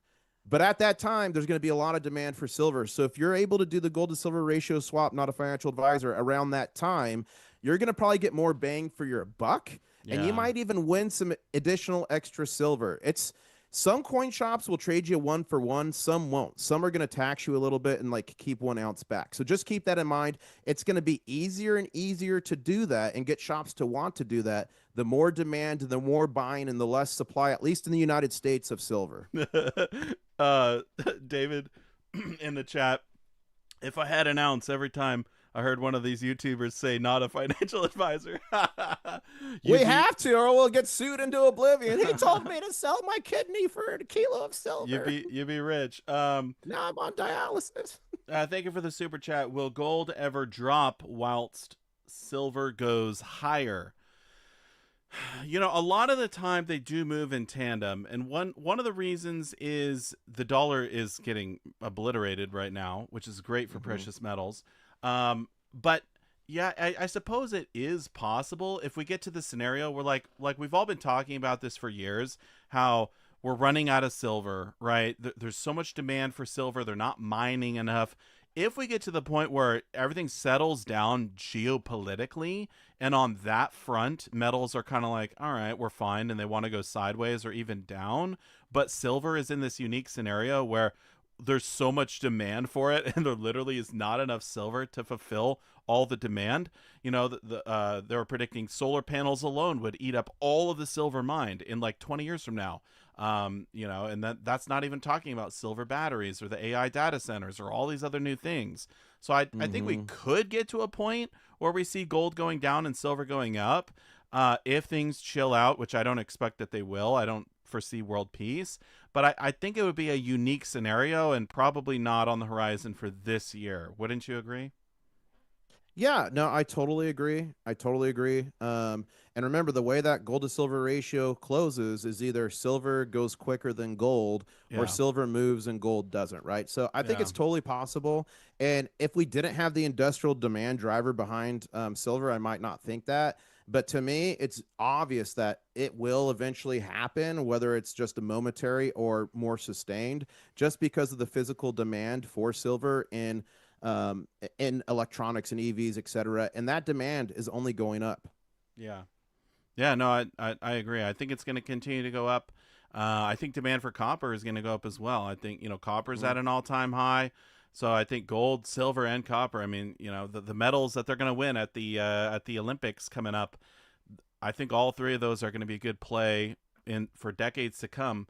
Speaking of Olympic medals, I did a video at the Perth Mint where I actually showed some of the Olympic medals from the Sydney Ooh. Olympics, and they told me that the gold medals, I want to say, had 7 grams of gold in them or something. That it was like a thick That's plating. it. Only 7 grams, I know, but still think Come about. on, I'd be cheated. Right? But think about with gold at 5,000, 7 grams. That's pretty good, right? I mean, I it's, bet they were like all gold back in the day. I bet they oh were. yeah, but the price so heavy. Yeah. Yeah, the silver ones were silver though, and they were tarnishing. They Cool. were like brown. Hmm. So that was kind of cool to see. But yeah, we're living in crazy times, man. And anything else you want to say? There's a few other things I wanted to read in this article. I don't know if you want to be here for that. Yeah, let's do it. Let's go. Okay, I can okay, hang out. okay. International Stacker's going to hang out while we pull up the silver shortage here over on Seeking Alpha. I started to get into this, and then you came on the stream, and I was like, okay, but I really want to get into this. Okay, so they say 5 to 10 years to explore, develop, and permit a new silver mine. All right, that's a bit of time, right? A whole decade. Only a handful that are pure silver producers. Silver is a byproduct of mining, mostly other minerals like gold, copper, zinc, and lead. Consequently, about 70% of silver is mined as a byproduct. So the thing is like you can't just snap your fingers and all of a sudden there's enough silver Mhm. to fulfill demand. If demand is increasing, there's not really that much they can do. So it's going to force the price to continue to go higher and higher. And oh, I do see another super chat. I want to get this real quick. $10. Thank you so much. Thoughts on Lynette Zhang warning about GSR going too low? She was saying something like a low GSR could be hyperinflation indicator, like the Weimar Republic. GSR went low, then skyrocketed to infinity. Um, I don't think we're in hyperinflation. You wouldn't say we're in hyperinflation, would you? No, and they won't let us. Yeah. By the time we get close to that, they'll be changing us to some Those digital it'll new go digital dollar. first, yeah. Yeah. Okay, so they also get into the China export restrictions. We were talking about this before. Weren't you saying there how many are there? Like 40 exporters or something that are licensed? 44. 44. Yeah. So, okay, but let's say let's say we already know that silver's trading for $10 more in China as compared to here on the COMEX. So even if there are, let's say they go to 100 people are allowed to export, it doesn't really matter if the arbitrage is forcing all of the silver into China. It doesn't matter, right? That means they're authorized to export. It doesn't mean they have to They're not export. forced And to. I would not be exporting silver with that big of an arbitrage. I know that you could. I mean, like someone is making a killing off this, right? I mean, I don't know who it is. Is it Well, J.P. Morgan? Like, who is making money off the arbitrage? a lot of people are. A lot of people are. But Could here's the thing to but like remember regular too. people? I mean, like, No, no, big yeah, institutional, yeah, big yeah, yeah, yeah. banks, a big industry. Like, remember when you trade on the COMEX, you each contract is 5,000 ounces of silver or 100 ounces of gold, Right. and only certain. Big claim to fame is you can demand delivery, which is true. But if you go out and buy a contract of whatever, you cannot demand delivery. You have to be an authorized trader. It's very specific. So you're only seeing those big time people that are being able to arbitrage. And don't forget, China refines like up to 70% of the world's silver, and a lot of that silver has to go back. It comes in raw in doré bars and comes back out. So a lot of the silver being exported might not be like net silver coming from the mines of China helping the global supply. It might just be people's silver that they sent there to get refined, right? So Hmm. just because they're exporting it doesn't mean it's like bonus free silver. You get what I'm saying? Yeah, exactly. And I actually remember watching a video. I want to say it was like 5 years ago. Someone was trying to get one silver bar off the Comex, or I guess it would have been what, five silver bars, right? Because they're 1,000 ounce Mhm. bars, and they weren't able to do it. They were never able to do it, and they'd fill out all these paperwork. They did like a whole series of videos, and they never had the silver. They never got it. Are you ready for the secret? Just buy When it you somewhere else. no, no, you can't buy Comex bars. That coin shop I was talking to in Flagstaff sold one. But here's the secret: when you demand delivery, it doesn't come to you. It goes to a custodial vault Mm, because all these bars are made to certain specifications. Supposedly, they're all checked and they're all right, and they keep them in the system with their serial numbers, etc. So they get shifted around to big bank vaults around the world. If you take the silver out of that big bank vault and bring it to your home or private residence or somewhere that's not authorized, that bar can never go back into the COMEX system.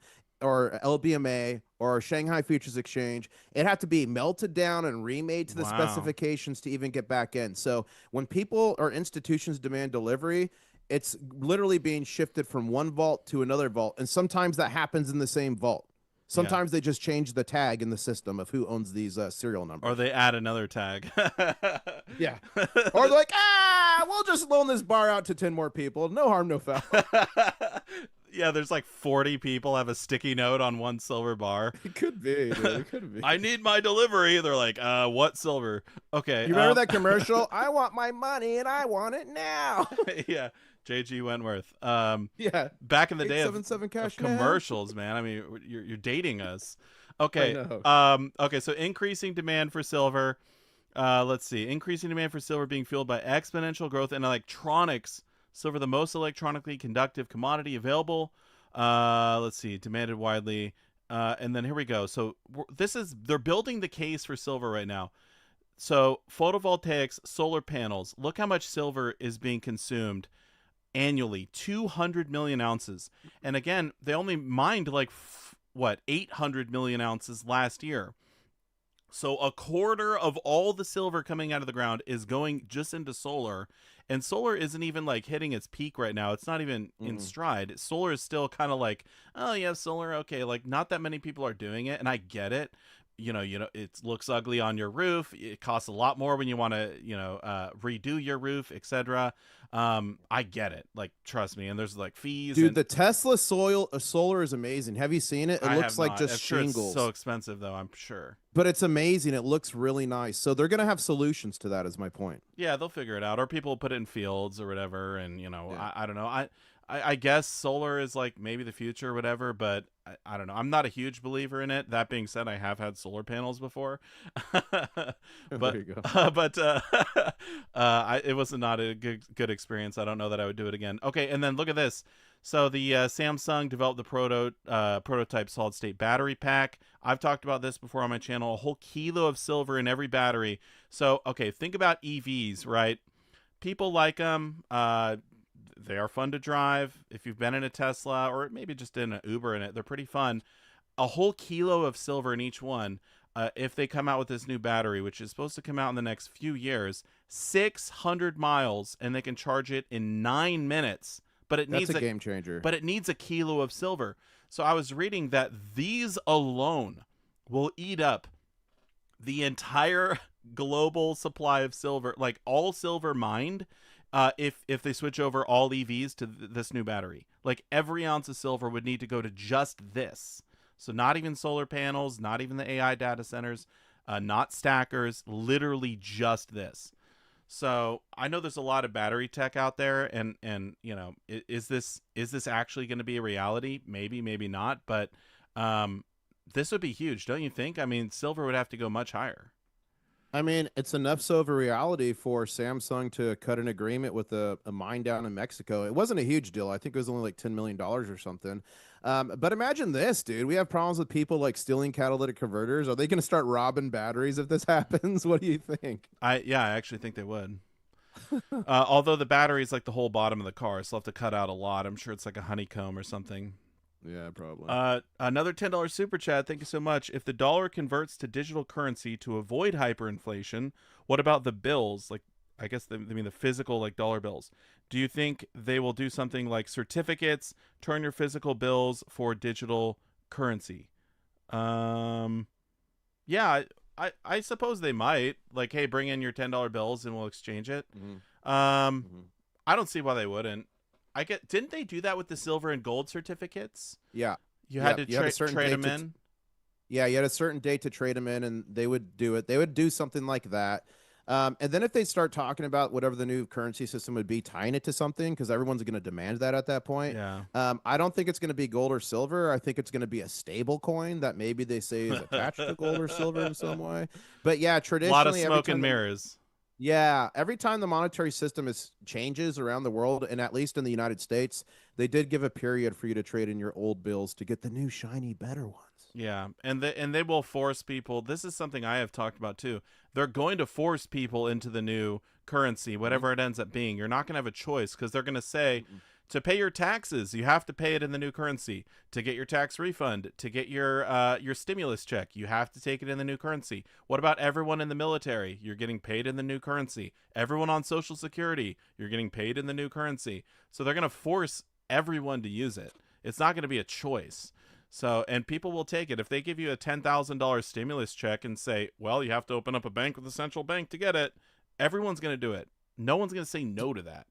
And they're So, gonna spin it. They're gonna be like, "Hey, you're all getting a free wallet, no setup yeah, fees. yeah. We're gonna put 100 tokens in there for you, the digital U.S. dollar. You're gonna get that." And they're gonna say, "This is great because it fights terrorism and it's good for this or that." But really, what it's about is mass taxation.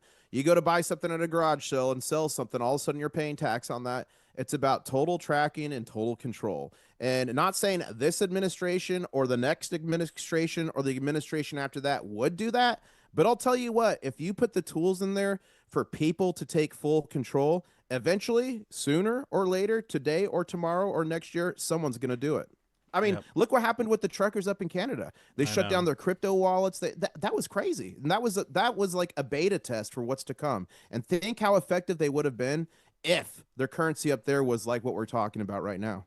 Yeah, they shut down their PayPal, everything. It was like, yeah, they just locked him down. It's kind of, I mean, that's Canada though. All right, we can't, it's Canada. Hey, I got a lot of Canadian viewers. Come on, don't get me in trouble here. Don't get me in trouble. Yeah, well, like in China, it's way worse, right? You mess something up, and all of a sudden you're in jail.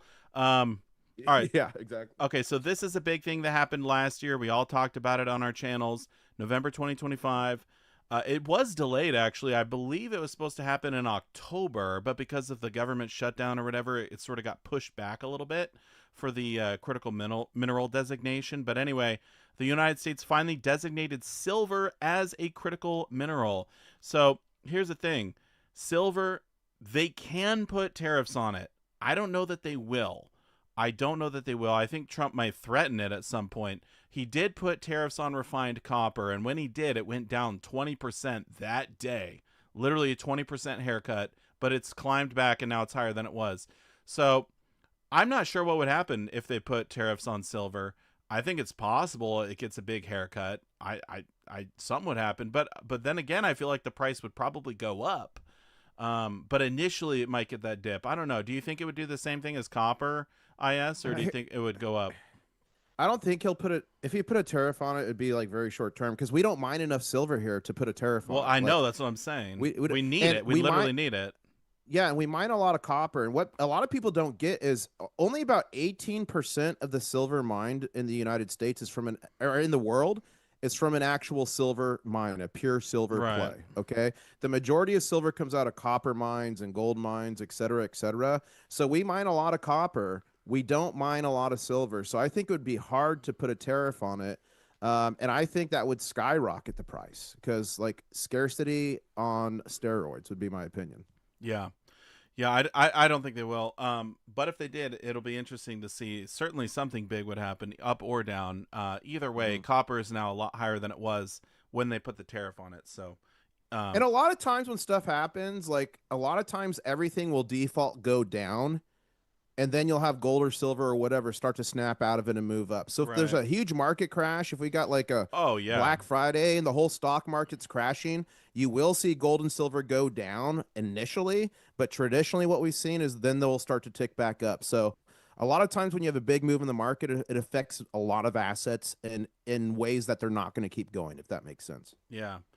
Yeah, I think like with COVID, when we saw the stock market get hit, silver went down 50%, but then it climbed back out of it really quick. Exactly. And another thing they point out in this article, which I don't know if this will actually happen, but the U.S. will likely begin stockpiling silver, exerting additional pressure on available supply.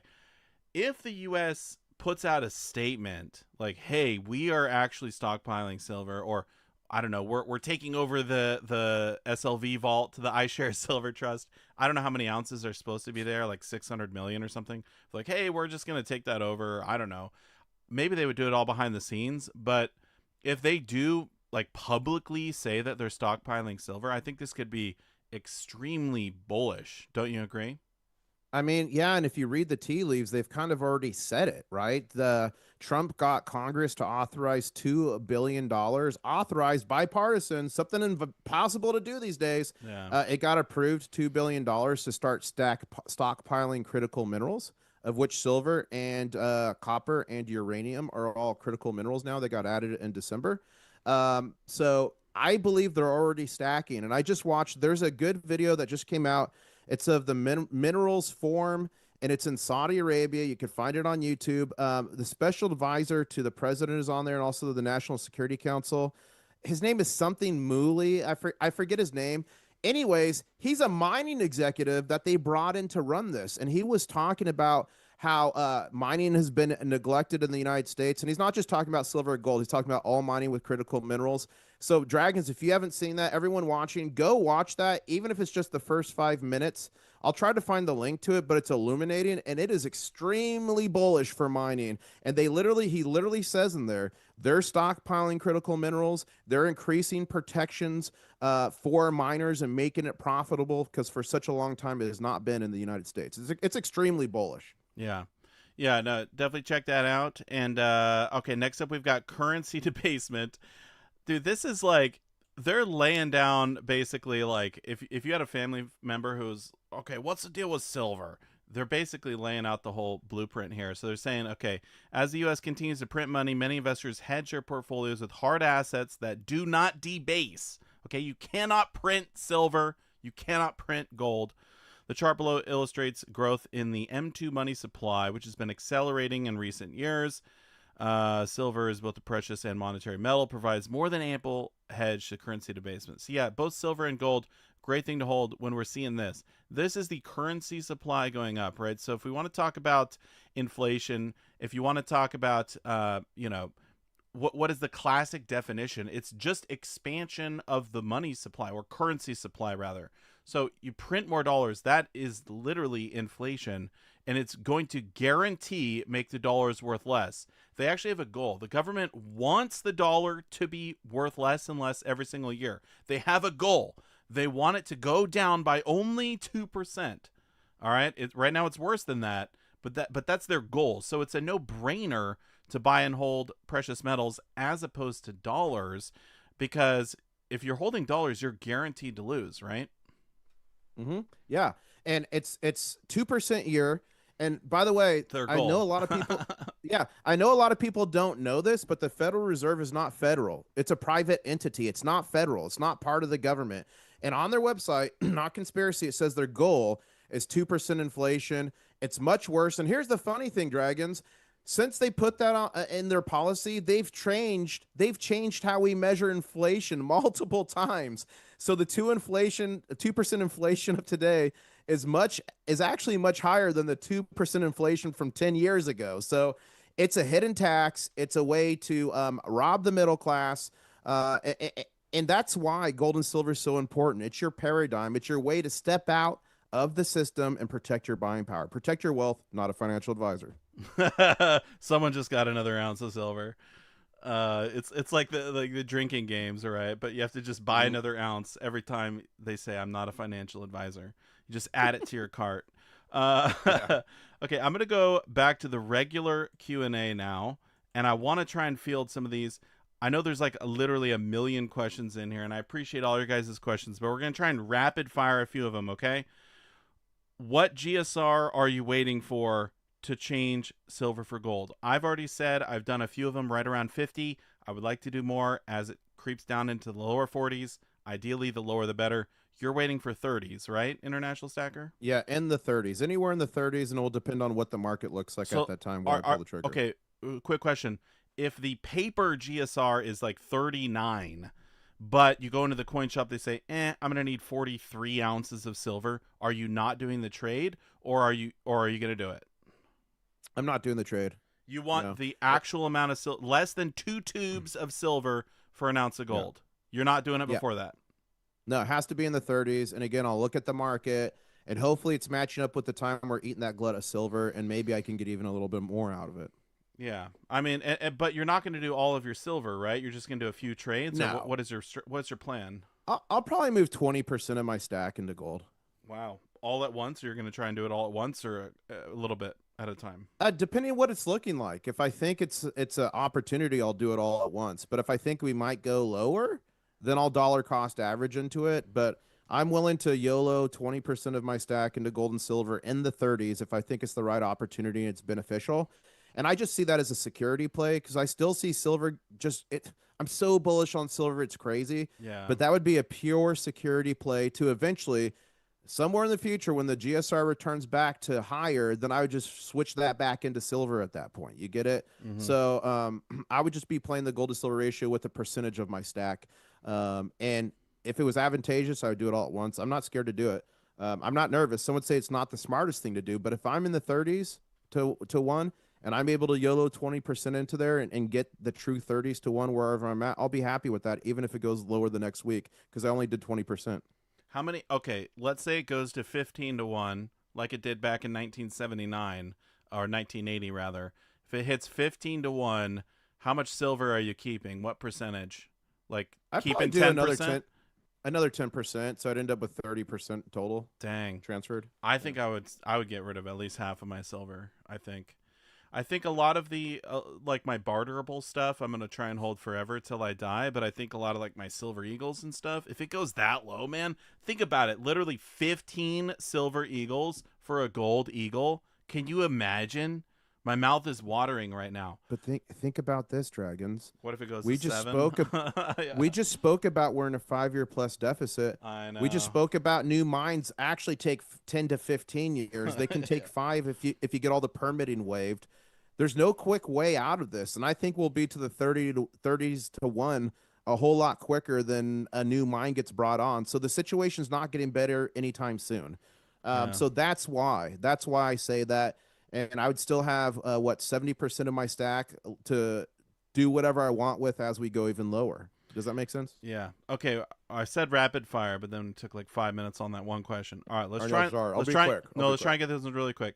Do you think Okay. silver will have a huge pullback? I think it will have corrections and pullbacks and tamp downs along the way. Eventually we'll go so high because everyone's FOMOing into it. I think we'll have a decent correction down, but that decent correction down might be from 240 to 190. Who knows? Wow, 240 to 1. Okay. Yeah, I think there will be pullbacks for sure along the way. What's the risk that this is a bubble? Next question. For me, I see very low risk that it's a Minimal. bubble Yeah. at this point, minimal because of the industrial demand. Eventually, it can get into bubble territory if everyone's mom is FOMOing into it. And then that's just a time you just position your stack and then get back in once it dips again. Yeah, I don't think it's a bubble either. Maybe talk about whether and when stackers should take profits. Look, as I mentioned before, there's nothing wrong with taking a little bit of profits. Especially if this is just money you're kind of playing around with or whatever. There's nothing wrong with it. We're adults here. You make your own decision. You want to sell a little silver, fine, go for it. I don't blame you. Okay, maybe there's a trip you wanted to take, or I don't know. Nothing wrong with it, but I think if you're a hardcore stacker, you understand that the dollar is destined for failure, and this might be our only way out. So, maybe don't take profits. Maybe just hold it. You agree with that? I I, don't know. yeah, I agree with everything you said. I got diamond claws, baby, diamond claws. Did I hear the refineries aren't accepting small bars? Yeah, the refineries, they don't want the 1 ounce bars. They don't want the 5 ounce bars. I've heard mixed things on the 10 ounce. Maybe, maybe not. They are taking the kilos in the 100 ounce. But the refineries right now, they don't want the small bars. They also do not want anything that is alloyed. No junk silver, no sterling silver, no 40 percenters, none of that stuff. So the refiners are overwhelmed right now. They're literally flooded with silver. So the fact that they're taking anything at all, we could get to a point theoretically where the refiners will just say, "We're done. We have so much silver. It's taking us a month to pay anyone out. We can't even go through all of this." It's possible. I think there's enough silver in America. It's possible we could get to that point where they stop taking it for like a week or whatever to kind of get their feet under them. But we're not there yet. Do you think we could get there, IS? Yeah, yeah, and remember, like our refiners and smelters in this country suck. like they don't suck. I'm not saying the companies suck. I'm saying our infrastructure sucks, The and that's infrastructure. why that's why the majority of silver we send to is to China because it hasn't been profitable. So the infrastructure's not there for refining smelters, but we've got very fine companies that refine and smelt. If you're listening, I didn't say you suck. I said our infrastructure. But I'll ask you. I'll say this. I just got a statement. So Silver Dragons, you're telling me all the people these years in the comments telling me I was dumb for stacking 100-ounce bars and kilo bars because nobody would want it. Oh You're telling yeah. me they weren't right? You're telling me they weren't correct? Hey man, the 100-ounce bars and the kilo bars, they're good right now. They're good. They're okay.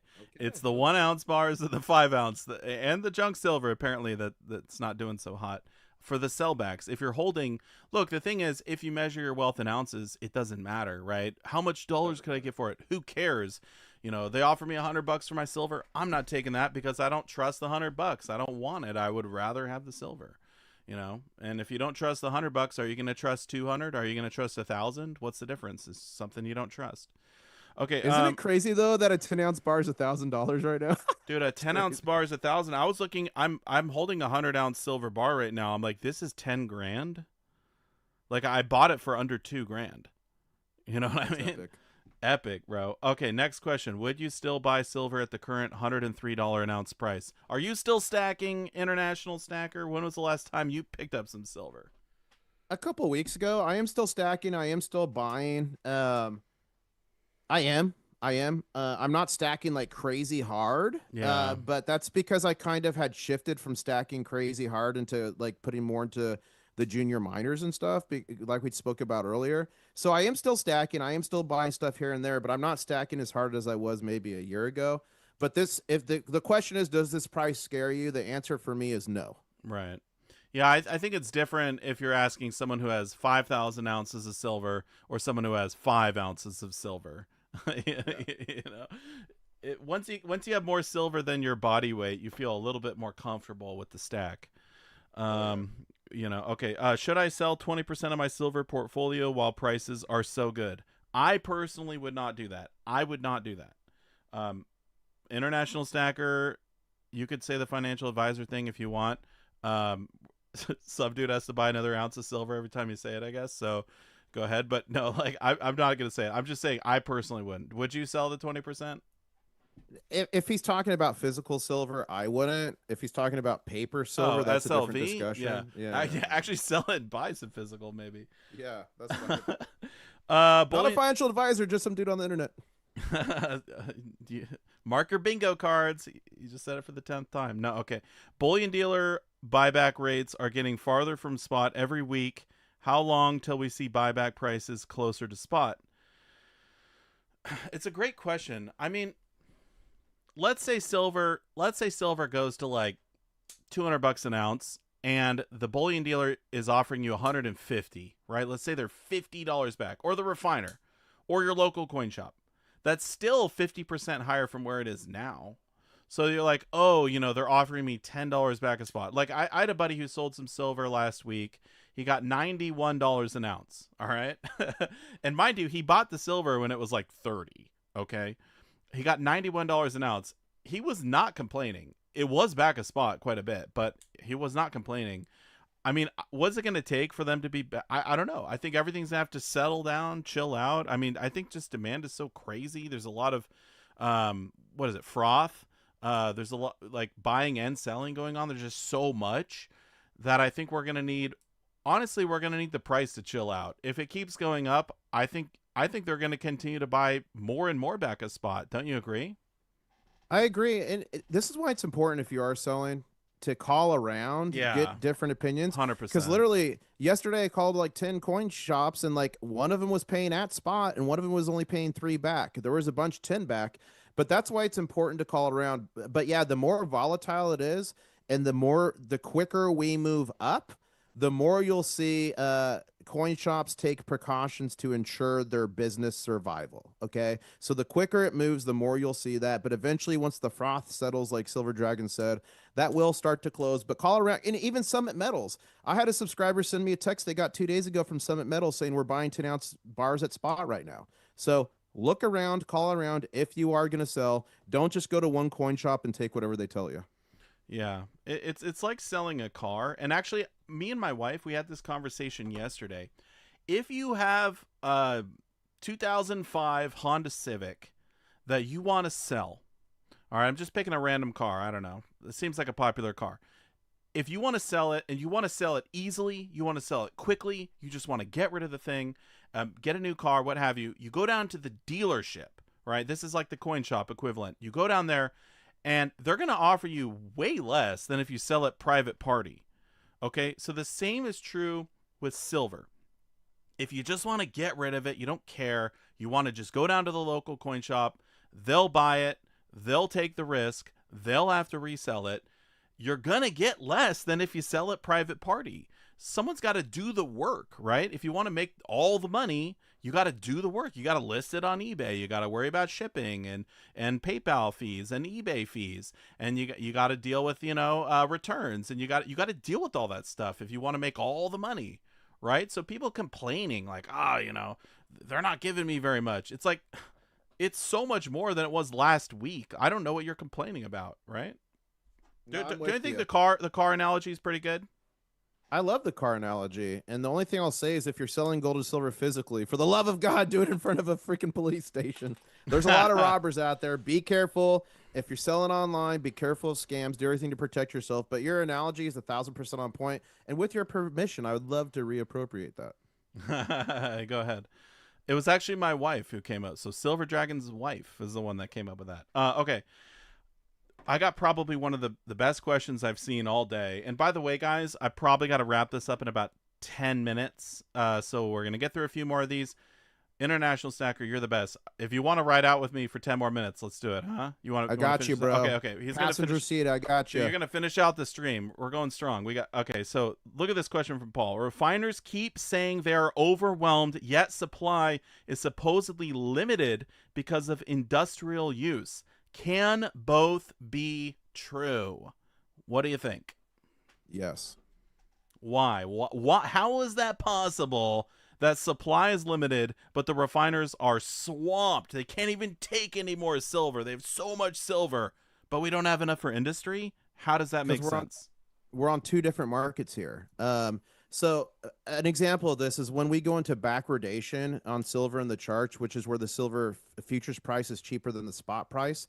That signals physical tightness in the big bullion bank vaults. That's where a lot of the manufacturers and whatnot will go to get their silver. Okay, so manufacturers, your Samsung, whatever, they're going to the big bullion banks. They're going VFR direct to mines. They're going to country level. They're not buying the silver at the coin shops, etc. Now, silver that works its way through the refiner can eventually work its way into those venues for them to buy.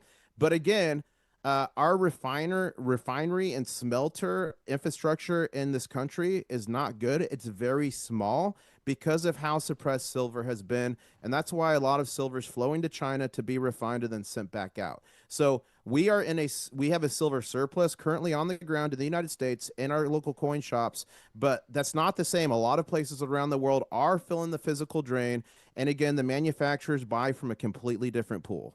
Yeah, I would say it's possible that in America, the refiners are overwhelmed. Like Yes. you were saying this whole time, we don't have the infrastructure.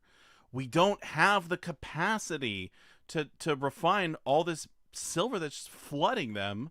But that doesn't mean that there aren't shortages in other parts of the world, in other countries that aren't willing to bid up the price of silver to obscene levels because they need it. They don't have it. They're trying to arbitrage it. They're trying to get it there. They're trying to lock it down because they need it in China. I mean, to fly silver from U.S. to London is insane, but they were doing it.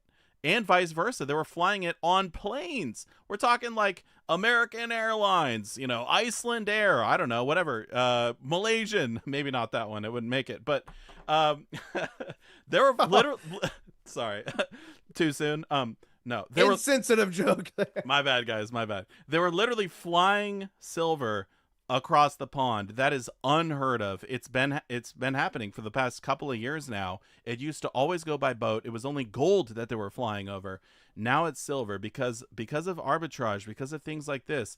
There is a massive supply shortage in certain parts of the world, and they're paying insane amounts for their silver, but it's actually not insane. That's just the real world price, and it's okay for the price of certain things to be different in different places. If you live on an apple orchard, it's a lot cheaper for you to get an apple than the guy who lives in Egypt, and there isn't an apple tree for 100 miles or 1,000 miles, you know? So the price is going to be different in different parts of the world, and yeah, I mean the refiners are just overwhelmed. That's the bottom line. So, And real quick, yeah, there was Canadian miners, big miners, and I think some American mining companies that were getting calls from investors in China and India trying to buy silver directly from them. no So that's way. how, yeah, and it's fact. It's out there. There's an interviews with them. I had to find the videos, but that is happening. So people are desperate to get their hands on silver any way they can. Yeah. Okay, we just got a real general question here. Do you think it's a good idea to still buy silver at these crazy prices? Is it a good, just in general, is it a good idea to buy silver? What do you think? Not a financial advisor, just some guy on the internet. Oh I'm still my buying. gosh. I'm still buying. I'm still buying. But here's the thing: is like if you look at all the underlying factors in silver, that should answer the questions. But what wins the day is what Dragon suggested earlier is dollar cost averaging. Yeah. That is the safest way to do it. Have a set budget, and you're either buying weekly or every 2 weeks or monthly or whatever that is. That's the safest way to do it over the long term. Dollar cost averaging wins. But I'm still buying silver. I would still buy silver. This price doesn't scare me. Yeah. And by the way, now that you've said it, the guy has to buy another ounce. Can you just say it like 6 times in a row till we can get up to like 20 ounces? I mean, I The don't know. I might get tongue tied. I might. Oh, okay. Something about being a financial advisor. I'm not sure, dude. That's gonna be like the running joke now, actually. Okay. Oh, here's a great question. This is actually kind of a fun one. Maybe we'll end on this one. What is your most valuable piece of silver that you'd own that you'd never sell? Do you have one? Are you able to show it? I Uh, asked. Do you have one near you? yeah, yeah. Let me pull let me get you up on the main screen. Here, give me a sec. Yeah. Let me put my screen back up so I Yeah, can see what let I'm me get you looking back up on the main screen here. People can see what we're working with. Um, let me know when you're ready, and I'll put it. at. Okay. You're gonna go first, and then I'll do mine. Okay, I got three. Okay, hold on, This hold on, is the hold on, hold on. Okay, you're up. You're up. this is the first piece of silver I ever poured. It was with MK Bars in his foundry. Dude, that is It's one. sick. It's 1.9 ounces. So this I will never sell unless I need a kidney. That's actually Um, sick. That's mega. You know I'm never gonna sell this. This is such a good story. Dude, that is Almost got me put in an Egyptian prison. Gonna keep that that's one. so mega. That was I think one of the Um, first silver eagles I ever bought, dude. I got it. The silver crab gifted to me by Aloha Stacker. You know the theme of my channel is the crustacean nation, so never sell that. And then right here, this is the first piece of gold I ever did. I didn't pour it. It was a planchet with MK bars. And I used a press that had like 1 trillion pounds that made this scarab beetle. And I made this with MK bars in his foundry as well. So that's my piece of gold that I'll never sell. That's Half ounce. sick, dude. So that's in the deep stack forever. Deep stack, yeah. Yeah. Okay. Oh, wait. To mention, in case I've got a couple pieces in here that like people gave me. So like Pang, I would obviously never sell that. And like SGT stacker. So don't get me wrong. There's other pieces I wouldn't sell, but those pieces I just showed you are the most impactful for me. Does that make sense? That's actually kind of cool. That one was from me. I think that's pretty sick. And obviously anything you pour yourself is so fun, dude. I mean, yeah, I've got a whole box of little treasures, just like International Stacker has here. I've got a lot of poured silver. I don't have as much as he has, but I do have a lot of poured silver. Here, let me think about it for a sec. I'm gonna put up the 100. We can end with this beautiful thumbnail that I took a photo of those silver eagles this morning, and I probably took me about 3 minutes to make this thumbnail, but I like it. So we're gonna end on this Nice. screen, but let me think. Something that I would never sell, probably my very first pour as well. It's the poured Accord. Me and Yankee Stacking, we had a little collab on that, and it went around the world, and there was a bunch of videos of people showing it at like the Statue of Liberty and stuff, and it finally made its way back to me. I can't believe it actually worked, and no one stole it. So probably that I would never sell. My first pour. Yeah, probably that one. I would say that's probably my favorite. There's a few other pours and other things that are just deep stack that I'm not getting rid of, but it's sentimental value, right? They also asked what's the most expensive piece of silver in our stacks. I don't know. Probably the biggest, I guess. Would I you mean, agree? I mean, it's depends what they're asking. If they're asking like most expensive per ounce, it's probably like something like this. You know, some of the cool like yeah, very special stuff. If it's the most expensive for me, the biggest silver I have is like 100-ounce bars. I got like on the table here, I've got one, two, three. Here's a Johnson Matthey, four, and then this Royal Canadian Mint one right here, five. So that's the biggest silver I have is 100-ounce bars. I almost bought a Comex bar back in the day for $14 an ounce. I wish I did it. Nah. dude, you should have done it. I know. I should have done it. Yeah. I also have the Royal Canadian 100-ounce bar. That's the only 100-ounce bar that I personally own. But all right, I think we're gonna wrap it up there. We have been talking about silver hitting $100 an ounce, where it could go from here, all that kind of stuff. If you missed it, rewind the stream, watch it 100 times. We had 33,000 views, which is great. Peaked out at over 3,000 viewers. Thanks for hanging out here on your with giving us part of your Saturday and just enjoying this momentous occasion. It's so great to finally have silver over $100 an ounce. Might be short lived, but although I'm going to end the poll here. Let's see how many people voted on this poll. Let's see what we got here.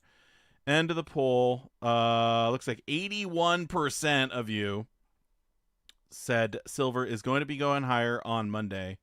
So thanks everyone for voting in the poll. That's actually pretty cool. And don't forget to hit the thumbs up on the way out, subscribe to my channel, and also subscribe to my guest's channel, International Stacker. He's trying to grow it. He's also on Twitter and what are you on? Instagram? You're on everything, right? TikTok, everywhere. Yeah. Everywhere, yeah. So check him out. International Stacker, great guy, great content, lots of content he's putting out. Thank you so much for joining me, brother. Thank you, and I guess I'll say catch you on the next one. All right, we're wrapping up the stream here. Thanks for watching. Silver Dragons is officially out. Have a great day, great week.